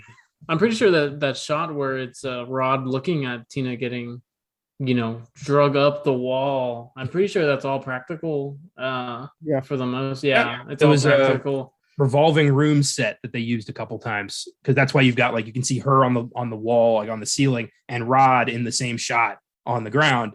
It's really impressive for 1984. Yeah, it's a mix of work and they had a rotating room, so she's actually being rotated around on like a wire as they're doing that. And Tina's death is when we first like officially get to meet Freddy, and I just love the whole this is God thing he does with the claw. I wrote that line down, like the way he delivers that line, that this is God, and it's like, oh God, oh no, you're in his world. He is fucking master and Alpha and Omega here. And yeah, it's just a fucking good line. It really gets you into who this character is, and yeah, this is honestly a really great sequence when like you're watching Tina having to run away, and she had a really great opening sequence with that opening thing with her. But yeah, this one is fucking stellar to watch. Yeah, where she wakes up and she's got her clothes are torn, and you realize like, holy shit. Yeah, the first thing she grabs is like the crucifix too, and then it goes right into the song, and I'm like, oh God, like this is just. I mean, for a teenage person, like I don't think you expect them to be that religious, but the first thing they jump out and get is their crucifix. Like, I mean, if it was that, I'm not religious in the slightest, but I'd start, praying to something. If something in my dream, I woke up and I had a wound I got from the dream, I'd be like, okay, I need protection. I'd go to the first Christian store I can find and buy out the whole fucking place. Like, all right, what can I get to help me out? Her mom tells her, like, you either need to stop having these nightmares or cut your fingernails. Like, those are the only 2 options, and I love that fucking line. Yeah. I love that she's like, hey, just stop having nightmares. Like, oh, why didn't I think of that? Well, right. Well, what I love is that you're like, well, that's a shitty thing to say. And then you quickly know what kind of mom she is when the deadbeat fucking boyfriend with a goddamn wife beater and beer in his hand comes in like, what's going on? You coming back to the stack or what? Yeah, I'm like, you guys were clearly about to fuck, and that's really like you're just mad 'cause your teenage daughter, interrupted. God bless, she had a nightmare. All the parents in this movie are shit except John Saxon. It's actually kind of funny. Yeah, it's because he's a goddamn man, right? That's right. But like Glenn's parents are like, like that weird Nancy girl is talking to our son. And like, man, like you shouldn't be talking to him. Yeah, like, that's so weird. They're like that weird. I'm like, how long has your friend been dating her, and you're still referring her to as that weird Nancy girl? Like, what the fuck? Yeah, and then what's funny is watching this, and then for the Beyond the Bad episode, the parents don't get any better than that movie I watched. I guess bad parents are the theme of the week. Yeah, that's what you were going to say. Did you have something to say, Connor? Did you? No, I did not. No. All right. The struggles of a 3-person podcast. You never know. Yeah, Tina's death is brutal as hell. It's just, I think as vicious as Freddy gets in the franchise, to me anyway. I mean, that was drawn out. That was, he wanted her to suffer. That was, and it works too, because as that's playing out, you have, again, it's made like you were talking about earlier, Cristian, how they pull that off with having Rod in the background of the shot, and you can hear his screams. I think that actually really sells it, as you're seeing this slow, what looks to be painful death happening to her, and this craziness, and Rod just having this clearly mental break because he's seeing something no human should be seeing. Like, this is what the fuck's going. Like, he's having a mental break as this, because not his girlfriend dying and getting killed. She's on the goddamn ceiling. Like, this crazy shit's happening. So from like just how they play her death to his reaction, I think really sells like there's the creep factor and the intensity of this scene. Yeah, I think after the scenes after, for being like, just the kind of typical horny teenager, I think the character that plays Rod, like when he's really like on the run, he's got no shoes on, and when he's in the jail cell, I don't know if I read this right, but I think the actor was actually like, was he actually on drugs? Is that something that I read? I think you have to look into it, but I think the guy might have actually been like on hard drugs. So it really does like looking into that, like the 80s. It was the 80s. Yeah, it was the 80s. No, but I think it's like something, I read something like he snorted heroin or something like that between takes or something crazy. I don't know how real that is or not, but he looks like totally strung out. Well, considering New Line was, pretty fledgling, this was like their first big production. I can't imagine the cocaine budget was as massive as it would be on like a Paramount production. Yeah, but I'm sure it was the 80s, so it's probably in a few contracts. It's just a simple fact that I've heard stories when I did my brief work in film that in the 80s, they would just, some productions would have cocaine on like literally a platter, and they'd walk around to the crew members for them to snort it. Shared amongst the crew. Craft services, and then right next to you get a sandwich, you get a beer, you get a few lines of coke, and you just go back to work. Let's go make a movie. Oh, that's amazing. But Rod's death is freaky because of the way Freddy does it, because it makes it look like a suicide. Yeah. He strangles him with the bed sheet. Creepy shit. What I like about it too is that Nancy sees it play out a bit. Like, I like how he toys with her, and he like when she gets to the jail, and he pops up there and he just walks through the bars and then kind of looks at her like, this is what you're dealing with. You can't stop me, no matter how hard you try. I am invincible. And yeah, he makes that look like a suicide, knowing that even if she saw it, no one's going to believe her, because even the adults that did come that night, they don't want to talk about that night. It's like he knows what he's doing, and it really has this side of just delicious, almost like evil malice to his performance. Did they ever explain how Freddy got off? Like, how he didn't end up in prison for murdering all these children? Not fully. It's hinted that the cops ran on it, and that's how it happened. Like, the cops knew what was going on and just like let it go. Which, because if you know, Sean Saxon knew about that night, I believe, and I'm assuming he was a cop, and it was just like a hush hush thing. Yeah. I think I've seen a clip probably from the anthology series where they kind of go into it, where he's like in a cage, like in the cell. I think it's from the anthology series. Yeah, the pilot of that was Freddy's origin story. Yeah, and it's directed by Toby Hooper, real quick. Toby Hooper. Cool. Yeah, there was like a mistrial, and he's like there chilling. Well, okay, didn't read his Miranda rights. I'm all for the parents getting some vigilante justice here and burning that fucker alive. But I mean, how did he become, a dream leader? You don't want to know that, because it's not a good explanation. Don't. Is that in like 4 or 5? Yeah, it's nope. The three heads from hell come out, and it's a Fred. Don't, Connor, just don't. Unless you want to sit through Freddy's Dead, just don't ask the goddamn question. Right? Okay, there it is. It's Freddy's Dead. Yeah. Just live with the goddamn knowledge that he is somehow in dreams. Okay, just don't worry about it. Okay, we don't need that explanation. It's terrible. Just move on. Fair enough. Here's a better question. This is why. Yeah. This is why, like, this and the whole Cold Thorn bullshit and Halloween is why I'm such an advocate. Like, stop asking. Just don't worry about it, because the explanation is never good. It's just never any good. I'll just take what they give me as long as it works. Yeah. Cult And of if you Thorn go makes to- more sense than the Jason Worm bullshit we got in Jason Goes to Hell. Yeah, Well, it goes too much into the It's lore. still bad. Yeah, and then you kind of ruin that suspense. Yeah. Less is more, you know. Pay no attention to the man behind the curtain, all that shit. You know, we don't need to know everything. Here's a good question though. Why the hell did Nancy's mom save Freddie's glove? Now that is a solid question. I will be more than happy going down that route. I don't know. She's also an alcoholic. They don't make good decisions. If as a group you're gonna lynch a child murderer and burn him alive, maybe don't keep glaring ass pieces of evidence like that. Well, it's crazy to me. I think it's kind of like in the more of like in the undertones is like they are willing to definitely like let Rod burn in jail, even though they're like definitely aware that it's Freddie. Well, I mean, totally willing to kind of like. I mean, he's a teenager too. They remember Freddie. You know, they know about Freddie, but they, as far as they're concerned, they killed Freddie. Like Yeah. they're not willing to accept. Oh, he's haunting our kids' dreams.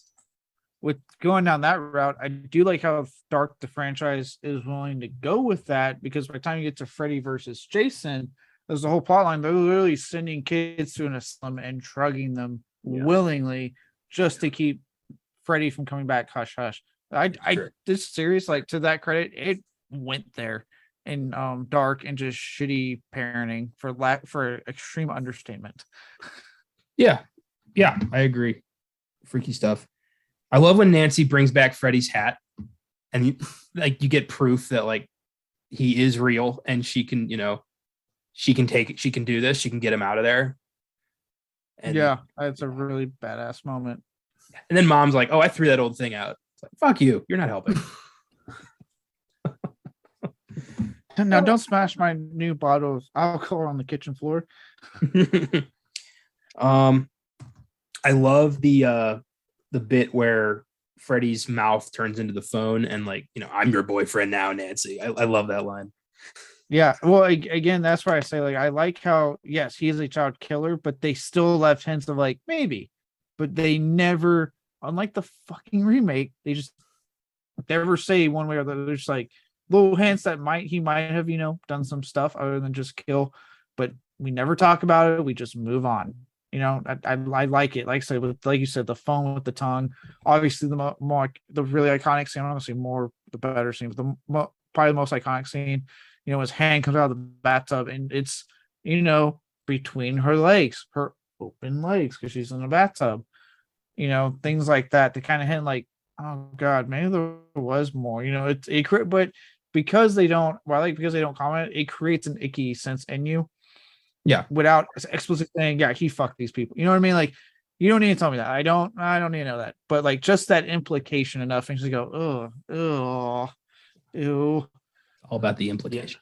I think it definitely falls into more like the sort of the demonic aspect with the whole like dream demon stuff later on, where he's more like straight from hell and like more playing as like a figment, more like, and they kind of touch on it with the crucifix and sort of like the way they place it and sort of like, oh, like I'm like, this is God, and so kind of touches it like a religious stuff a little bit, but he kind of like the whole aspects of like lust and then like kind of preying on, you know, your different vices and stuff like that, especially like the way he torments his victims is like it's all of their different vices.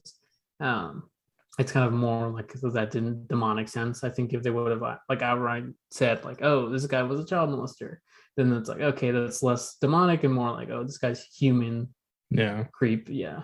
Well, all of the major slasher icons, they're all something different in horror. You know, Freddy's a demon, Jason's a zombie, Leatherface is a redneck, and I guess Michael's possessed. Yeah, Yeah, he's a good old boy. Rednecks are scary. I saw Deliverance.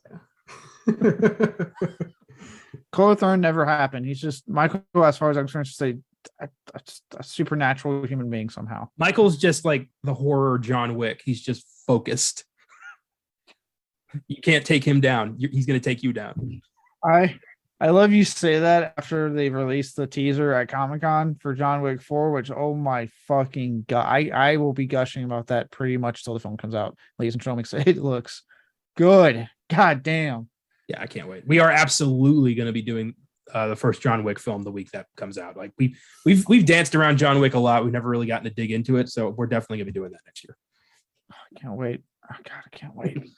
Yeah, I cool love stuff. that franchise so much. Oh yeah. Were y'all the first time you saw this? Were y'all expecting Glenn's death? I want to say no. No, wait. I did because I had gotten it ruined. I saw some countdown myself. I watched a lot of countdowns when I was a kid, and it had been talked about how Johnny Depp's in this. He has the most iconic death. And me being me and wanting to know how they filmed this stuff, I looked into how they filmed it, which pulling that scene off is fucking incredible. Like the actual sets, it's actually upside down. The room's rotating. Like it's really cool they pulled that off. So I knew it, but at the same time, actually seeing it in context movie still blew me away. And it's just the fact that, obviously when I saw it and when you all saw it, Johnny Depp is a huge name. This wasn't like I saw it when it came out. He was literally, this is his first one. I've never heard of this guy. I'm sitting there going, like when I watched Friday the 13th, I'm like, Kevin Bacon. I'm watching going, hey, Johnny Depp. And then he just gets horrendously, probably one of the best kills in this film. Just slain an insane amount of blood. So I don't know what the fuck Freddy did to him, but holy shit. I saw this edited for TV once, and they cut out almost all the gore. So in that scene, Glenn gets dragged to the bed, and then you just never see him again. Like the blood fountain doesn't happen. You just never see Glenn anymore. No, I will say for me, I've talked about my mom on this podcast, but she like grew up watching these movies like in theaters, and so she really shared a lot of them with me. Like I think I told Con, one of the first movies she ever showed me was Porky's and the Birds. And my mom's like a devout Catholic woman, so this is one of the classics like that she showed me. And so when I was a kid, I kind of being familiar with like horror, I guess it's like you kind of get familiar with like the whole last girl concept, and so who's gonna make it to the very end. And so I think I kind of was just like anticipating everyone to die.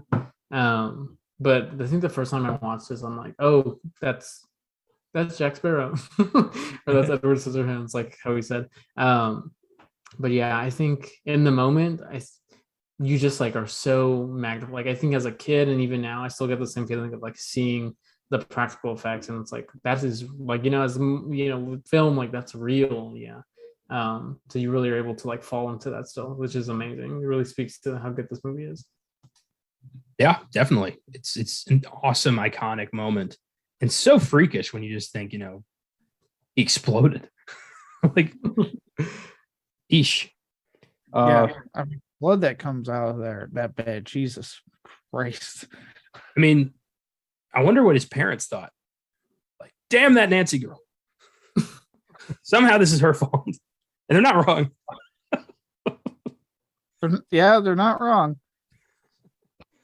So Nancy gets Freddy, drags him into the real world.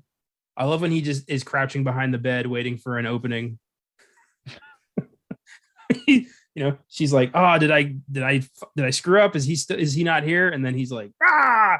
It's like I always just picture him like crouching, like waiting for the right moment to strike. It's always funny that thought. I recently this is a supernatural thing, but I saw what they did to make Misha Collins, Castiel disappear in scenes, and they showed it. Apparently, he would just drop to the floor, and so there's shot. It's actually him on the floor, laying down, out of frame. And at one point, he would look and be like, "Is this good? Am I out of the shot? This is fine." And that's how they pulled off his disappearing act for a lot of scenes. I saw one. It was on. I think it was an episode of The Flash or Supergirl, but it was The Flash and Supergirl, and it was pre all the visual effects added in. So like they're super serious, and then The Flash is just doing like this, and nothing's happening, and then Supergirl like jumps 2 feet to like fly away, but then she just lands right down and is like punching non-existent aliens. They look insane. Yeah, it's so funny seeing it. I can just imagine, when they're shooting that scene, it's just Robert Englund hiding behind the couch, waiting for action in his cue, but having to stay in character. I do getting back to the movie though, I do like this whole sequence. Like the whole sequence when she pulls him out, she rigs her house up. I always call it the Home Alone sequence. Um, but like, yeah, she like rigs it to take this guy. I'm like, this is what I'm talking about. Like, out of all the final girls, and this is not me trying to say like, well, Louis sucks. I love all the final girls we have in horror, but Nancy, to me, this is where she has the edge that she is one of the most proactive in setting up the house for these traps to take him on, and just seeing it like how it plays out and how it works. Like these traps constantly get further time to get further away from him. They hinder him for a second, and it's a really neat sequence. It makes me laugh that Freddy, this like giant, god of dreams, this powerful monster, is getting like a sledgehammer to the face and like gas thrown on him. And he's like, oh, like his reactions are so over the top. And it makes me laugh every time this sequence. It's like all of a sudden and I think that's on purpose because Wes Craven's using this to prove like he's not scary anymore. Yeah, like I think he lost all of his power here. Yeah, and I'm glad that we talked about like the Jason actor, almost popping up to play Freddy. I think it works because we take him out of the like anytime in any like nightmare movie and they take him out of the dreams. He's very much not as menacing. He's like just a dude, and I think it's kind of really speaks to the reality of like he just is burn victim creep. Oh my god, dude! If Kane Hodder came out of there, no, he can take a sledgehammer to the face. Yeah.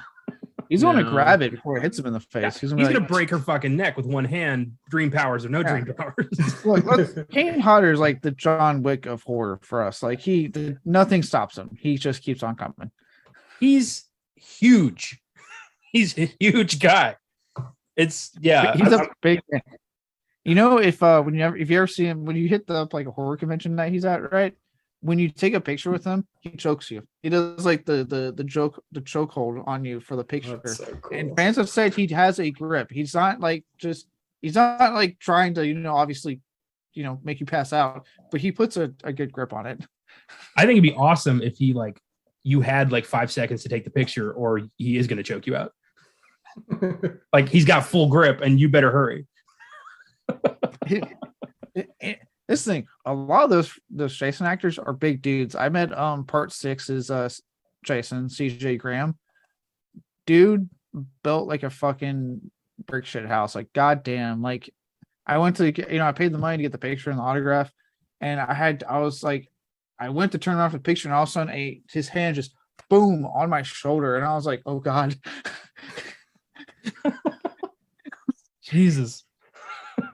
That's awesome. Oh boy.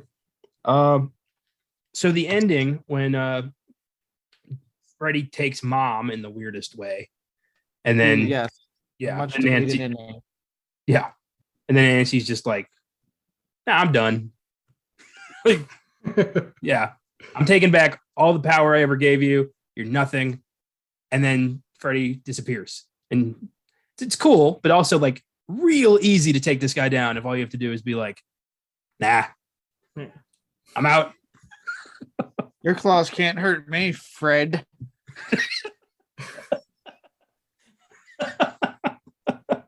I don't know why I don't know why I thought that was so funny. But then because the outcome is I was to say the outcome is that then he'd slash you and he'd actually slash you, because I don't know how that actually works in real life. It'd be like, oh god, okay, yeah, your claws do hurt. Shit. Well, then we get a tacked on ending where everything's like, yay, we're all okay, but actually Freddy's the car. Ah. Yeah. Shall I give the quick rundown on this shit? Not yet. I have it in my Filmgazm facts. We're gonna go into all that, but right now it just feels out of place and not like Craven's vision at all. We'll get into it, but it's not his vision. But yeah, it is very tacked on. I don't want to say too much because I'd rather wait till we actually kind of get into like how this scene even came up. But yeah, it's actually the one part, like, because it feels tacked on, a lot of it doesn't hold up for me. Like, it doesn't make sense that he's the car now and that they're all alive. That makes zero sense. Logo's playing the song. The whole the clearly a dummy getting pulled through the window. That's the one time where it's like it's obvious. I wonder if that was just creating me like, fuck you, I didn't want this anyway. It could be self-sabotage. All right. So with that, let's talk some Filmgazm facts. I've got 3 interesting things to talk about here. Number 1, Heather Langenkamp's boyfriend at the time of the shooting is credited for creating Freddy's nursery rhyme. Nice. Yeah, just some dude she happened to be with was, I guess Wes was like, I need something. And he's like, I jump a lot of rope. I can help you. I have this rhyme. I'm pretty sure her current husband was one of the special effects guys on one of the Nightmare films. That's cool. Was it the same guy? Like that they did that in New Nightmare, right? Her husband was a VFX guy. Yeah. I'm almost positive she's like apparently just kept it in the Nightmare family, which good for her, you know. That's nice. I like that. This definitely feels like a more positive environment than the Friday the 13th set. Yeah. It's because it is. It's because it is. That's why. Yeah. Number 2, here are some of the actors who were considered for the role of Glenn. They were going big name, at least now. At the time, a lot of up-and-coming heartthrobs. Charlie Sheen, he really wanted this, but he demanded too much money and they couldn't afford to pay him. I'm kind of glad. Yeah, I don't need that fucker attached to list. John Cusack, Brad Pitt, Kiefer Sutherland, C. Thomas Howell, and the man himself, Nicolas Cage. I would totally bounce Nicolas Cage. He can get any role in the goddamn universe. Like 3 years before H.I. McDonough, Nicolas Cage could have been Glenn. I endorse so much. Quick aside though, I was slightly wrong. She met him. She kept it in the Craven family. He was the makeup artist for The Serpent and the Rainbow. She met him at a rap party that she went to for that movie. Well, that's cool. That's still cool. I still like that. Yeah. So I stand corrected. Just want to get that clarified. But yeah, back to Nicolas Cage. Like we share the same love. I don't know how Cristian, I don't know how you feel about Nicolas Cage, but you're with 2 people that love him to death. I love Nicolas Cage. So All I think I'm in a good crowd. Yeah, no, I'm definitely in the Nicolas Cage appreciation. And yeah, I don't think he gets his flowers like he deserves, especially from out of all the names on that list. Yeah, he doesn't get the appreciation. For me, I think retroactively. So if we live in the universe where Nicolas Cage was cast as Glenn and he's in Nightmare on Elm Street's part of his catalog, then in The Unbearable Weight of Massive Talent, there is a good to fair chance we could have gotten a Freddy Krueger cameo. Oh, can you imagine it's just Robert Englund himself just pops up? Yeah. Or better yet, it's just Robert Englund, but Cage keeps calling him Freddy like the whole time. And he's just like, "But Nick, I'm not Freddy." It's like, "Don't you trick me, Freddy. Not this. You can't do it again. Not this time." Nick Cage smooch is good. Nick Cage smooch is good. What a beautiful work of art that movie was. In the alternate universe, in alternate universe, he's Glenn, but he's also Superman. So it works out. That's true. Yeah, he could have. Yeah. There's a universe out there where his career is even better. We get the craziest fucking movie. Is it though? Because like, look, I'll say this. Yes, he had a slump in his career, but god damn, when he was doing the paycheck gigs, just joshing. I was like, you shut your mouth. But with that, what we've gotten recently from this man, and even in his paycheck, he committed, and I fucking loved his interview. We said like I gave it my all for those guys, like even in those movies, but with that, what we've gotten really for me since Mom and Dad, god damn, like it's good to see, and the fact that he's just embraced the fact that like, look, I may never do Hollywood films again, but I'm doing something. I'm in a corner of the film world that makes me happy and lets me do the kind of films I want, and I'm sticking with that. Plus, if Cage becomes, if he's Glenn, then there's a good to fair chance Johnny Depp never enters Hollywood, because this was he wasn't planning on being an actor. He just ended up in this movie. Yeah. And then with that, Nicolas Cage gets these roles, but would we get something down the line like Mandy Unbearable Weight of Massive. You know what I mean? Like, would we get those films that we've gotten? Pig, stuff like that. It's the ripple effect. Yeah, you don't know. Yeah. We don't know. Be cool On to air. kind of- it'd be cool to kind of like count the trajectory. Like, what happens if he does this? What logically happens next? Just kind of work your way up to now. Would I get to enjoy Con Air to this day without that horrendous Southern accent and beautiful lock of hair he has? Cameron Poe. I don't know. The bunny back in the box. Oh boy, that's always cool to think about. And number 3, in the original script, the movie ended happily. Nancy kills Kruger by ceasing to believe in him, awakens to discover that everything that happened in the movie was a big ass nightmare. He says goodbye to her mom, drives to school with her friends. However, Robert Shea, producer, wanted a twist ending that would leave the way open for sequels. He suggested fooling the audience into thinking Kruger had been defeated, only to reveal in the final scene that he made it. That's a nightmare. End the film with Freddy driving the car away from the house and the kids screaming. Wes Craven hated this ending so much. And ultimately, 4 endings were filmed. Craven's happy ending, Shea's Freddy ending, and 2 versions of a compromise ending Craven and Shea had reached, in which Nancy's mother is pulled back into the house, but the audience is left slightly ambiguous as to what's going on. Craven has always maintained that the film should have had the happy ending he originally wrote, so he never got over this. No, this is what led to a huge rift between those two that lasted a long time. I remember they tried calling him back for 3. He kind of, I think he briefly flirted with it, and then they essentially went with Frank Darabont to write it. But then, he didn't come back. Like, the rift was so long, he did not really come back to write and direct another one until New Nightmare. That was after. I think a lot of the other producers look, you and Bob need to sit the hell down and talk this shit out, and they did, and they did it, but I think it went sour again because he never really worked for New Line after that. I think I get the feeling Bob Shea for the most part is not a bad producer, but sometimes I've wondered if he's not exactly the greatest person at times. And I say this because of this, and also watching the Lost Souls documentary. Mm-hmm. And some things he kind of said with that production. I'm like, I wonder about his producing abilities. Isn't it weird that happened on the big the 3 movies? Halloween, Friday, and Elm Street.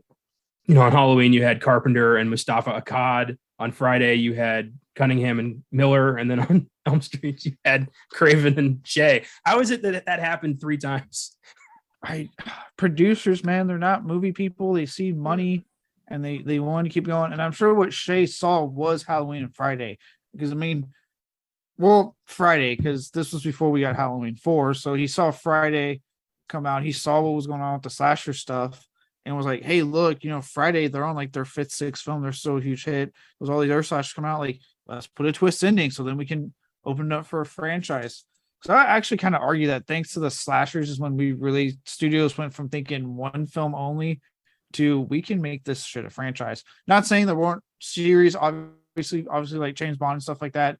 Before then, it was there, but it was more isolated. I felt whereas the 80s said I think you could argue especially the 80s, the mindset switched from let's just do one film and move on. And hey, you better have ideas for more because if it's successful, we can just make more and just keep reaping sequels. And now we are at the point where we are now, where that's the only safe fucking bet apparently. But yeah, you're right. Thoughts? You can blame the 80s on that.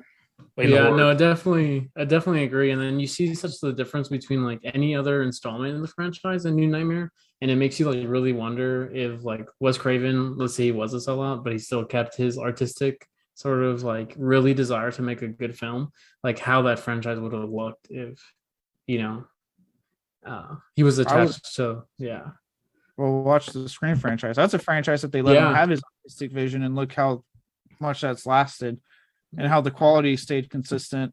I would say the Nightmare series, the closest it got without Craven's involvement was Nightmare 3. Absolutely Nightmare 3. But I think Frank Darabont wrote that one. That dude, apparently I heard he might be kind of a big asshole, but he's a great writer. Really good writer, and it shows in Nightmare 3. And then after that, I'd say I'm kind of one of those I've come around to Nightmare 2. I think there's actually a lot of good in Nightmare 2, but Nightmare 3 is the closest they got without Craven being involved to really achieving the first film's quality. Well, that's a great segue into our next segment where we're going to go through the sequels of A Nightmare on Elm Street. Pretty much, Caleb, like just what we did with Friday. Figure you're the expert here. So lead us through the Elm Street sequels, starting with 1985's A Nightmare on Elm Street 2, Freddy's Revenge. Yeah, so a family moves into the house that originally this took place in. Kid starts having nightmares, played by Mark Patton. It has been, at the time it released, it was a flop. It was called out for being an extremely gay horror film, which at the time was a negative. The director denied it vehemently for years. And it luckily, thanks to Mark Patton being, and it caused him to move to Mexico at one point. He quit Hollywood. He moved out of America. It got real bad. Luckily, there's been a turnaround. It's been finding more love in the audience. A lot of that, like that aforementioned documentary, has helped it out a lot. Mark Patton, he's back. He is finally he's been having a turnaround. He's been in the festival circuit now. He attends events for Nightmare 2. He's, he loves seeing the fans. And it's in the documentary. He has a sit down with the director and goes like, "Man, you guys stop denying it. Like, you're trying to tell me that wasn't your intention. Like, it's so evident in the movie." So he has a sit down and they have a talk, and you get to see it play out, and it does it like at least end on a good note with them too. With that said, I've come around to it. It like Cristian mentioned earlier, the pool scene alone in this film, and it has the iconic line, "You're all my children now." That Freddy says. Like, it's a great scene. It also had the thing, I remember you laughing your ass off when that one kid, I think he like throws something at Freddy, and like the look he gave him, you died. I remember that. Yeah. Shit. Yeah, I got to watch these again. Next up, 1987's A Nightmare on Elm Street 3, Dream Warriors. This is the most beloved sequel of part of the entire franchise. Like, fans eat this one up. I do too. This time it starts kind of getting to the mythology that would kind of be an overriding thing throughout the rest of the franchise, with the idea of like, now they know about Freddy very much. They know the adults are aware of these streams, and they send these kids to an asylum. Our main character being played by a young Patricia Arquette. So Craven's works with the Arquettes quite a bit. For those that David Arquette is in the Scream franchise. But gets into an asylum, but other kids that are having issues are being, given this medicine to suppress their dreams and stuff. And then lo and behold, who enters the picture to help out but Nancy herself. Heather Langenkamp comes back to play Nancy and help these kids out because she knows what's going on, right? She survived Freddy once before. John Saxon also comes back for a very neat arc. Unfortunately, he's a man not in good times in this one, but he has this heroic moment. And this is a really fun film. They do add a little bit more humor, right? This is one where we hear "Welcome to Primetime, Bitch." But to me, this was the perfect balance. I will say it was that, yes, he was a little more comedic, but he was still scary. So I love this film. This is a great sequel. Yeah, I know. I've heard this one's. I got to stop watching all these movies in one day because I don't have any like dividers. I can't give you anything that I'm certain was in Elm Street 3. This had the one where like Freddy was a nurse, like a hot, sexy nurse, the mute kid. And then like, I think there's like a whole steamy sex scene. And then like he unveils himself and I was like, oh God. Yeah, he banged Freddy. Okay. Yeah, I definitely have to see this again. Next up, 1988's A Nightmare on Elm Street 4, The Dream Master. Yeah, so this one, it features the surviving members who quickly get killed off, of course. And then he targets a new group of people. I actually kind of forget why he targets these people, because admittedly, this set of films really do bleed, because it's the Dream Warriors, Dream Master, Dream Child. This is the one with Lisa Wilcox. No, Tuesday Night. Oh God, I'm fucking it up. But new group of people falling off. One of them was friends with the character from the prior film. And this has a famous scene with the kid with the damn nunchucks. he does the karate moves with to an invisible Freddy. And you just hear Freddy, but you don't actually fucking see him. And this is when this is when they just were like, all right, we're going full fucking camp and comedy. And this is when I kind of fallen off. So I was like, oh, okay. But still an overall okay film. It still has a lot of good moments. Okay. Hey, Cristian, have you seen it? Have you seen these? Yeah, I have. I think is this the one where the kid is like deaf and he like puts a cotton swab in his ear? Is it this one? That's the next one. That's Okay, yeah. Those two really like bleed in the most. I think with this They one is do. really redundant. Is they saw the success of the last one, and they tried to really duplicate it, and it just doesn't come off the same. Yeah. 4 and 5 really bleed where I'm like, oh shit. Like those legit bleed for me. I remember moments, but I forget the overarching plot. And then, like I said, it's the release of Wilcox on Tuesday night. That's our main character. I'm going to look it up right now, actually. This is going to bug the living fuck out of me. Well, before we get into 5, there was 1988's Freddy's Nightmares, an anthology series hosted by Robert Englund as Freddy. Ran for 2 seasons until it was canceled in 1990. And it was pretty much like Freddy doing a shitty Twilight Zone. Yes, it's I haven't seen it. It is free on Tubi. So if you want to check it out, free on Tubi, and also Lisa Wilcox was 4. So Tuesday night was part 5. Has there ever been like a Blu-ray release of this? Like, have you tried to hunt that down? No, there has not. So there was this and Friday 13th, the series, right? Yeah. That at least got a DVD release. Friday 13th series does have an official DVD release. So they were able to clean that one up. Not Freddy's Nightmares, but the issue with what happened with that show is they announced, they did it. They were doing it hot off the success of the peak of the franchise.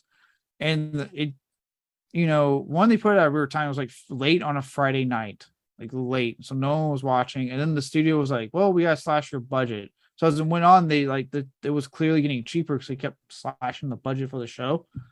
But it does have a cult following. It's like I said, if you try and check it out, you can check it out on Blaze Discussing's Screenbox streaming app. The thing I know I talked to you about it because Terrifier 2 is coming to it. I'm kind of pissed because I don't have that. I don't want to see that movie.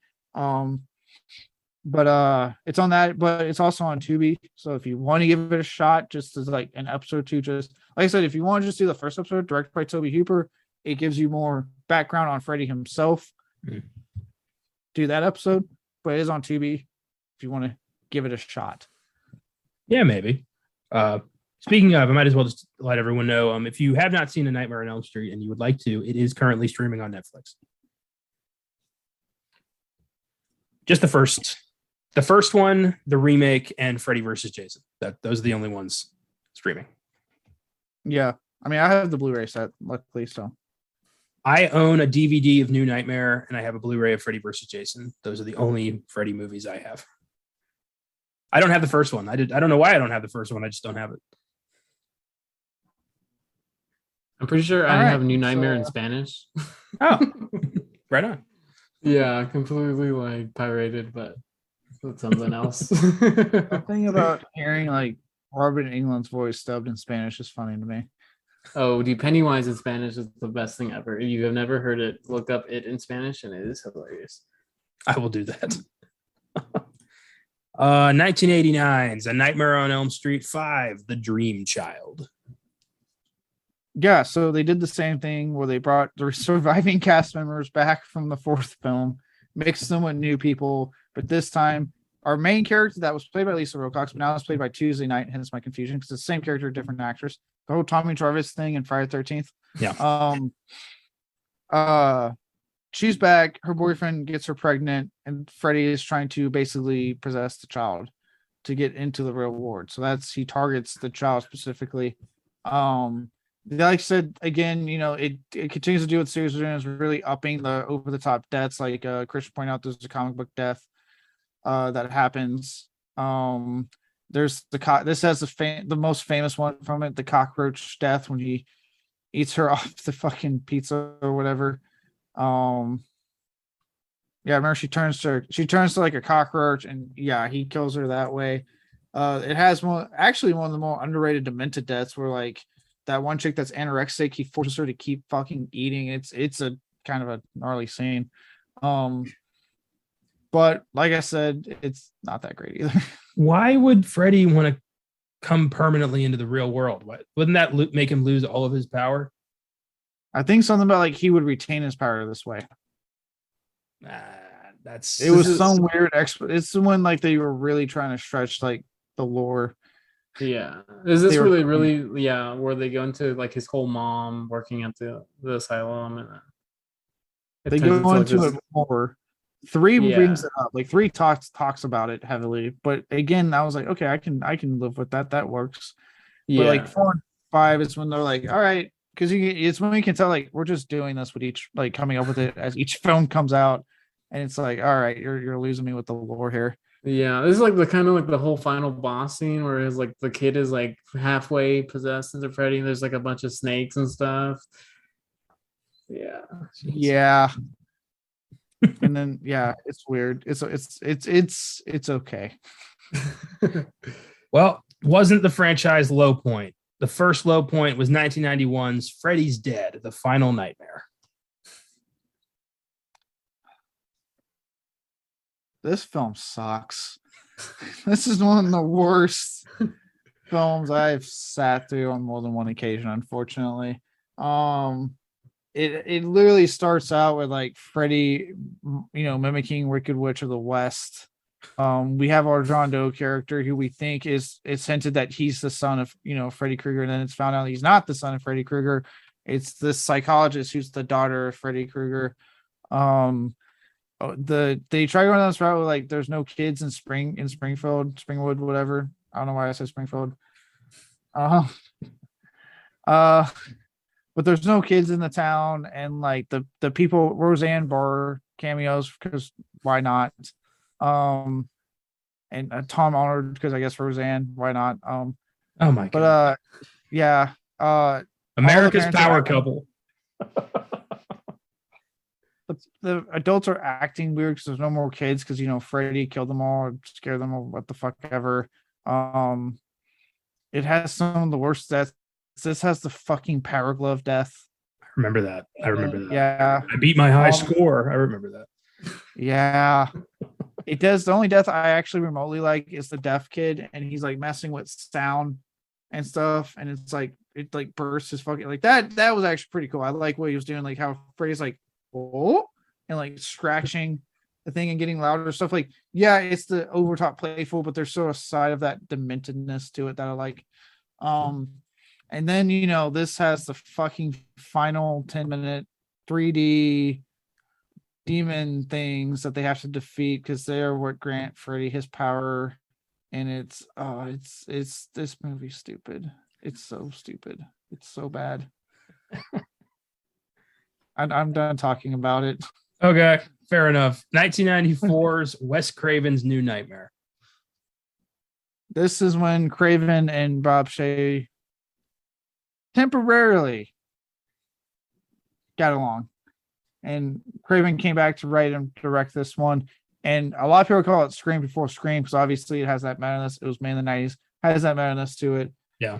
And this one is I'm with it. It's a fan favorite. I'm totally down with it. It was such a nice, fresh fucking thing we needed after the last couple of films. Freddy's scary again. I like the idea of like, this is the real world and these were the movies and they're playing themselves. Harry Langenkamp's playing herself, John Saxon's playing herself. But as the movie progresses, they're starting to regress back into their film characters. The moment John Saxon's like, oh, what's going on, Nancy? And he says her name, you're like, oh shit. Like it, yeah, this one's really, really good. Weird enough, I don't go back to a lot, I love it a lot. I don't know why, but this is a solid fucking entry in the franchise. And thank God, if you're talking original, like I'm not including remaking this original like franchise timeline. Thank God this is what they ended on and not Freddy said. Thank fucking God. Yeah, this one's awesome. This one freaked me out. I love the kills in this. Like there was when the husband gets killed by the claw in the car. I love that. Freddy like trying to eat the kid always freaked me out. Oh, Yeah, that's the babysitter's death. God damn. How do you all feel about like the updated look? Because I feel like that's a little contentious, at least from what I've seen. It's my favorite. It's my favorite Freddy. Really? Like I love the bone claw that it's like part of him now. The eyes, the face. I love the idea of a demon taking the form of Freddy Krueger to enter our world. That is such a cool concept. So I like that it wasn't Freddy. It was something that was trying to look like Freddy. So yeah, I'm down with the look. Yeah, I know. I've seen it online. Right? They love to have their fucking debate. I like the look. I because it's actually, again, and this is why I love looking all this stuff up. So when people have these arguments, they're gonna be like, well, guess what? You guys are so violently against it and blah blah.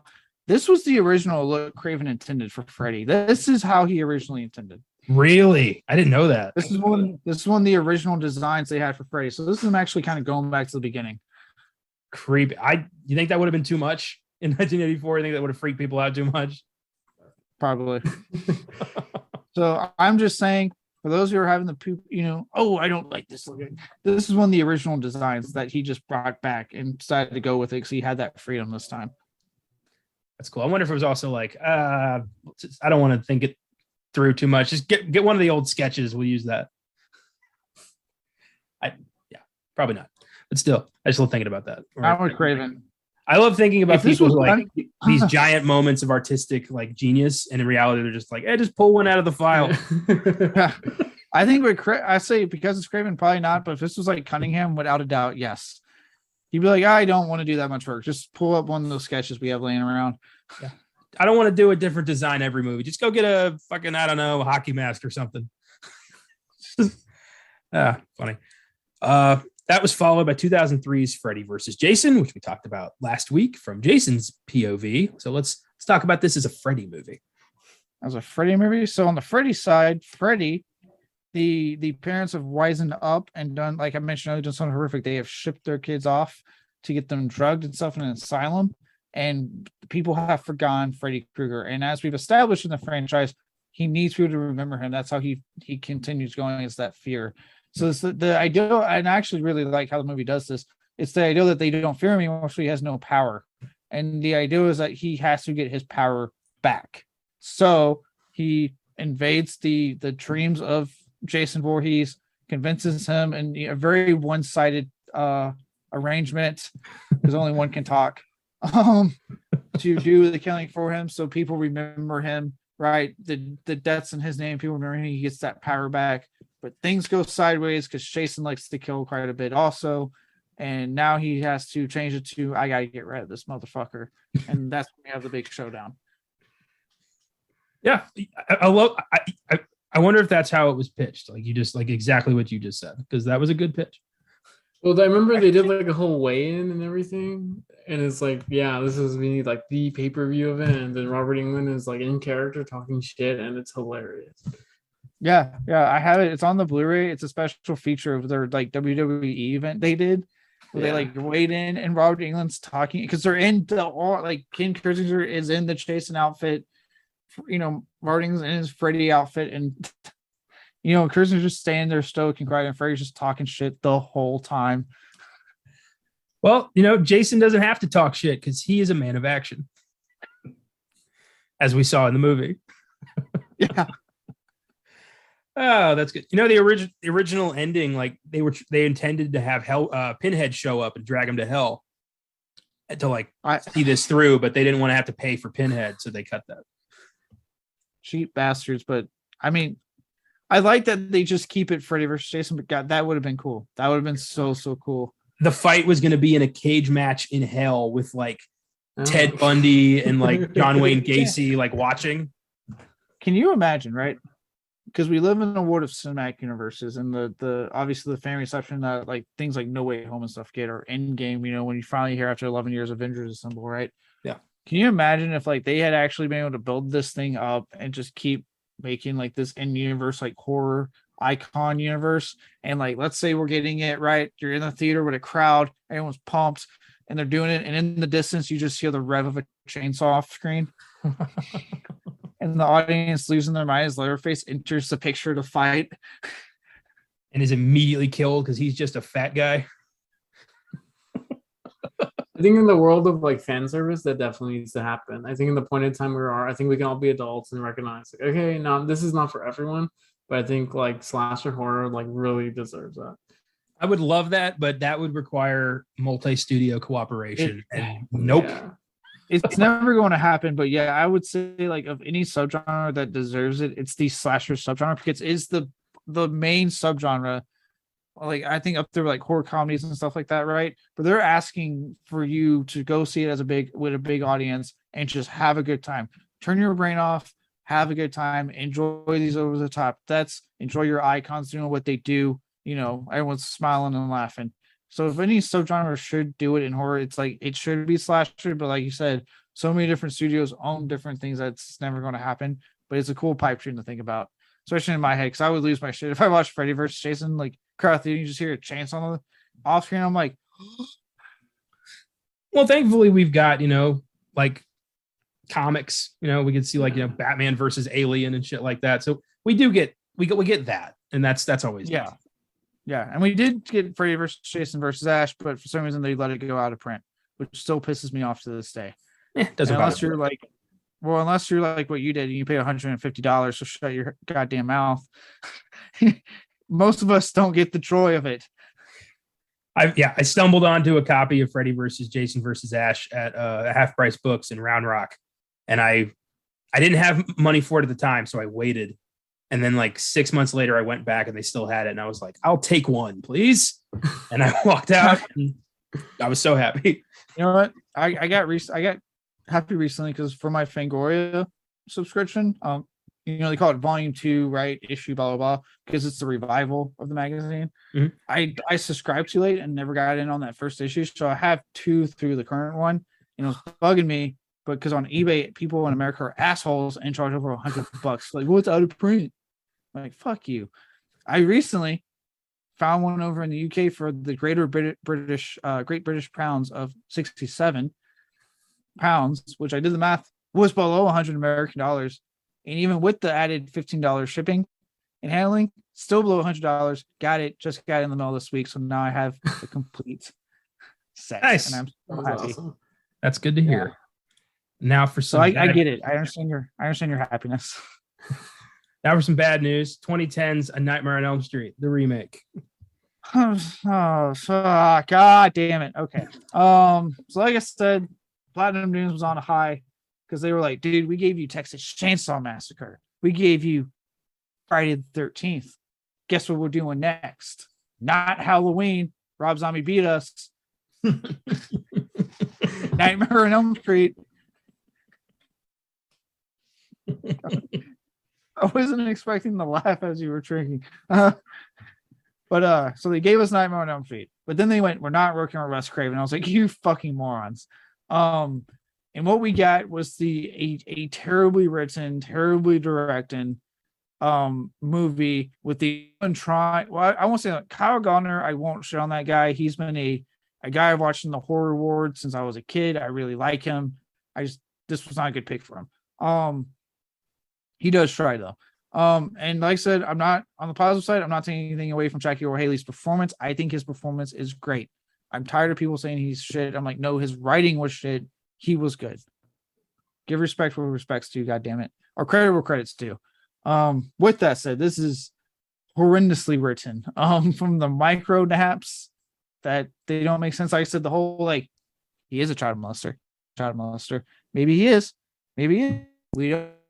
I'm gonna tell you, the whole goddamn movie, horrendous CGI.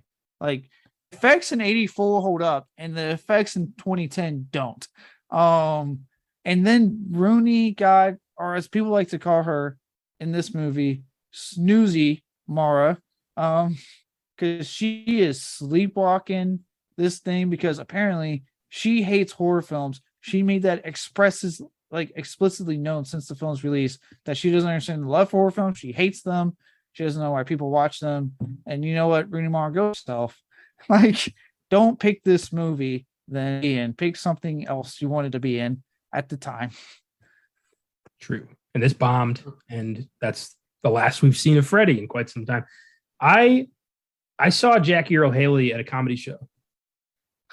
I was I went and saw Bill Burr a few years ago with my uncle, and my uncle looked behind him, looking around, and he tensed up, and he elbowed me, and he's like, "Dude, Rorschach's behind us," and I'm like, "What?"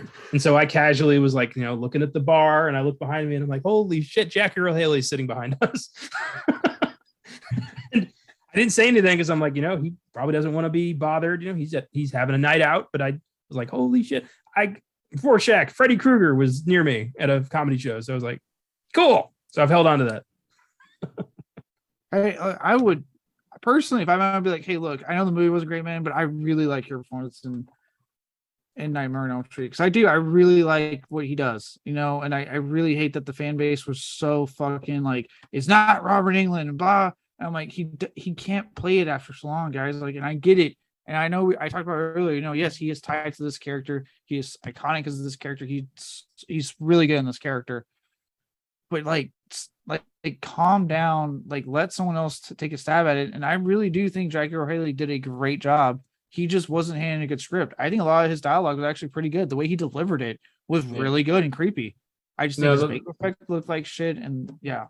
Yeah, no, that's what I wanted to bring up was like his voice is spot on for this. If there's any other person that could have like pulled out Freddy, it's definitely Jackie Earle Haley. And I think that where it really just sucks is like you're never, as the audience, like with the first Nightmare, like Wes Craven does such a good job of like that line between reality and like the dreams of the movie, like that was so blurred with this movie. Like I think it's like the lighting, like the whole.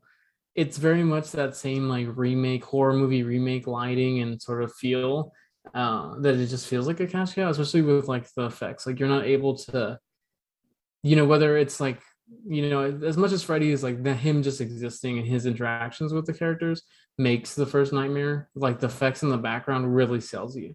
And like with it looks so bad, you cannot get into the movie as like the audience.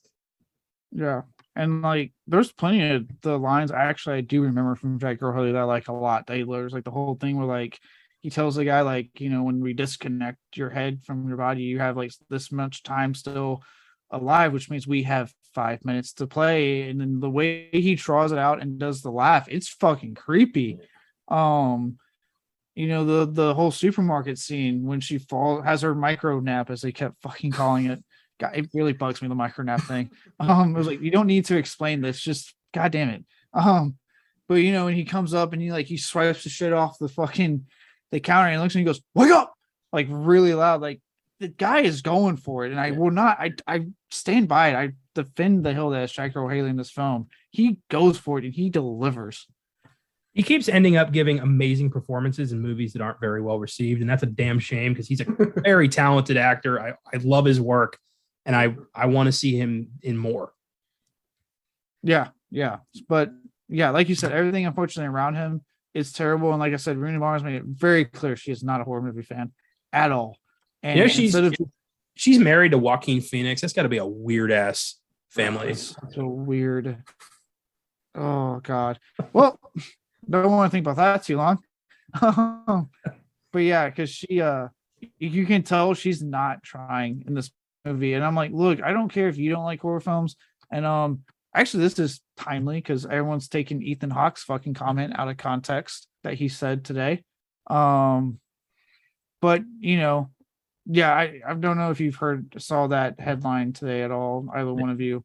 But did. If you actually read the article, the headline takes it out of goddamn context. But it's what I'm saying. Well, I'm like, you're an actor, so fucking perform. Like, not to sound like Hitchcock, essentially.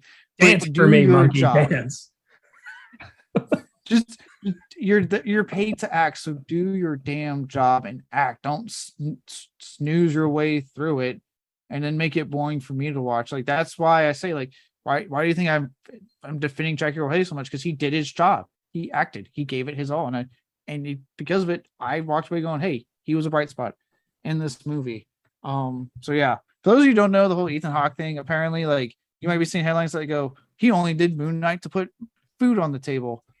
Yes and no. He was saying that no, the superhero genre not his type of film.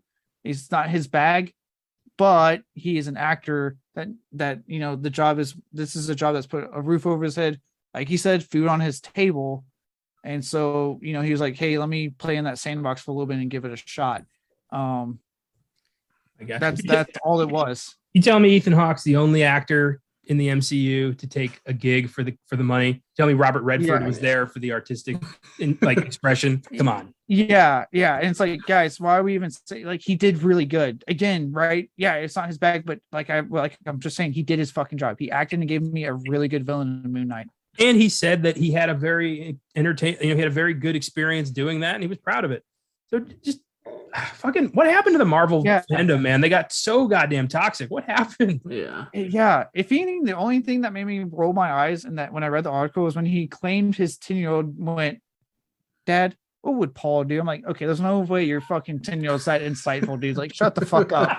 I don't understand you celebrities that have to have your kids be better than every other fucking peasant around you. Like, shut the hell up. They're fucking kids. They're not that insightful. Well, on that. Sorry, that's the only part where I went, okay, Ethan, I'm down there. Let's take a step back. I give A Nightmare on Elm Street an 8. It's a great scary movie. Introduced the world to Freddy. It still holds up. Some of its technical work is very impressive. That's where I stand. This is probably an R9 for me, honestly. This is one of Craven's best, one of horror's best, one of slasher's best. You name it. This is just a great fucking horror film. It hits the ground running.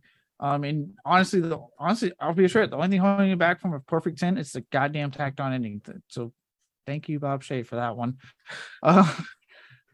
Besides that, this is a wonderful fucking movie, and it has stood the test of time for a good reason. Yeah. No, definitely agree with Caleb. Like, this movie is it for me. It's definitely like, for at least for me, this is the best entry into any franchise, especially like the slasher franchise. And so I think it's so strong in that. And then the ending just feels like a cash grab. Like, the whole car, I'll never get over the car. Like, the whole movie, I can be there sitting in suspense and scared. The second that I see the Freddy car, it just like ruins it for me. And then like the vacuum sealed like removal of the mom flying through the window. Like, I hate that so much. But no, this movie's iconic. I think it's always going to be iconic. It's crazy that it still, stands the test of time, and definitely one of those movies that I can go back and always enjoy. If I have someone that isn't into horror, like, this is definitely one of the entry levels. Like, hey, you don't need to know anything else about this movie. Watch it, look at the effects, look at this, and you'll appreciate it. Definitely like 9 out of 10. Nice. Very cool. Thanks for listening, everybody. I hope you enjoyed this one. I certainly did. If you like the show, feel free to follow us on Facebook, Instagram, and Twitter at Filmgazm Productions. If you want to suggest films for us to check out, you can send us a message there or email us at filmgazm@gmail.com. Please check out our website, filmgazm.com, where we have reviews, articles, trailers of upcoming films, and every episode of our shows. If you want to support the show, you can click on Support This Podcast on your preferred podcast provider. We appreciate it. Here we are, ladies and gentlemen. We've reached the end of the gauntlet, 199 episodes of the Filmgazm podcast. Before I introduce what we're doing next week, I want to extend a gracious thanks to everyone who has been a part of this podcast, particularly my fantastic team of friends and co-hosts, Caleb Leger, Austin Johnson, Josh Allred, Colton Jenkins, Cristian Aguilar, Julie Cervantes, Brianna Johnson, Adam Johnson, Jeremy Johnson. All of you have carved time out of your busy lives to join me in talking about my favorite thing in the world, movies. If you've done it once or done it 100 times, I want to thank all of you for being a part of these past 199 episodes, as well as our other 3 shows. So I got you guys here. Thank you very much for being a part of this with me. Yeah. All right. The only regret I have is that I had to get COVID on the Terminator episode of The Gauntlet, and I had to sit that one out because I was dead sick that day. Yeah, shit happens. But, we soldiered through. Yeah, I know I'm new to the team now, but it's definitely fun. I'm glad we kind of connected. I still have that Freddy keychain on my water bottle, so it's all coming full circle. Nice. I would also like to thank anyone who has ever taken the time to listen to any of our episodes across the whole spectrum of Filmgazm Productions, the Filmgazm Podcast, Oscar Sunday, Beyond the Bad, the sneak preview, all of it. Thank you so much for giving a shit about what we have to say.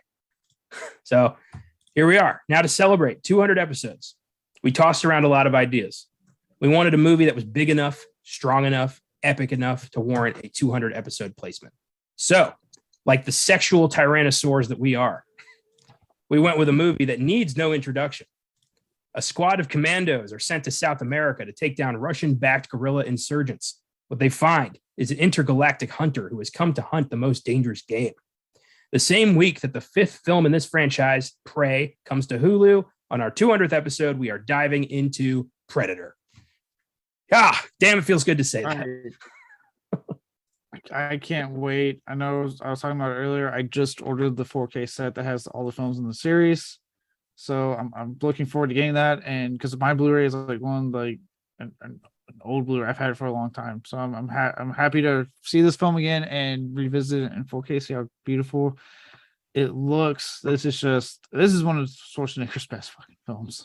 Oh, it's one of the greatest, manliest films you'll sit through. It's one of the greatest of all time, and a perfect film for us to do on our 200th. If all goes right, it'll be another Filmgazm with myself, Caleb, Austin, and Colton uniting to discuss one of the most badass action horror sci-fi adventures of all time.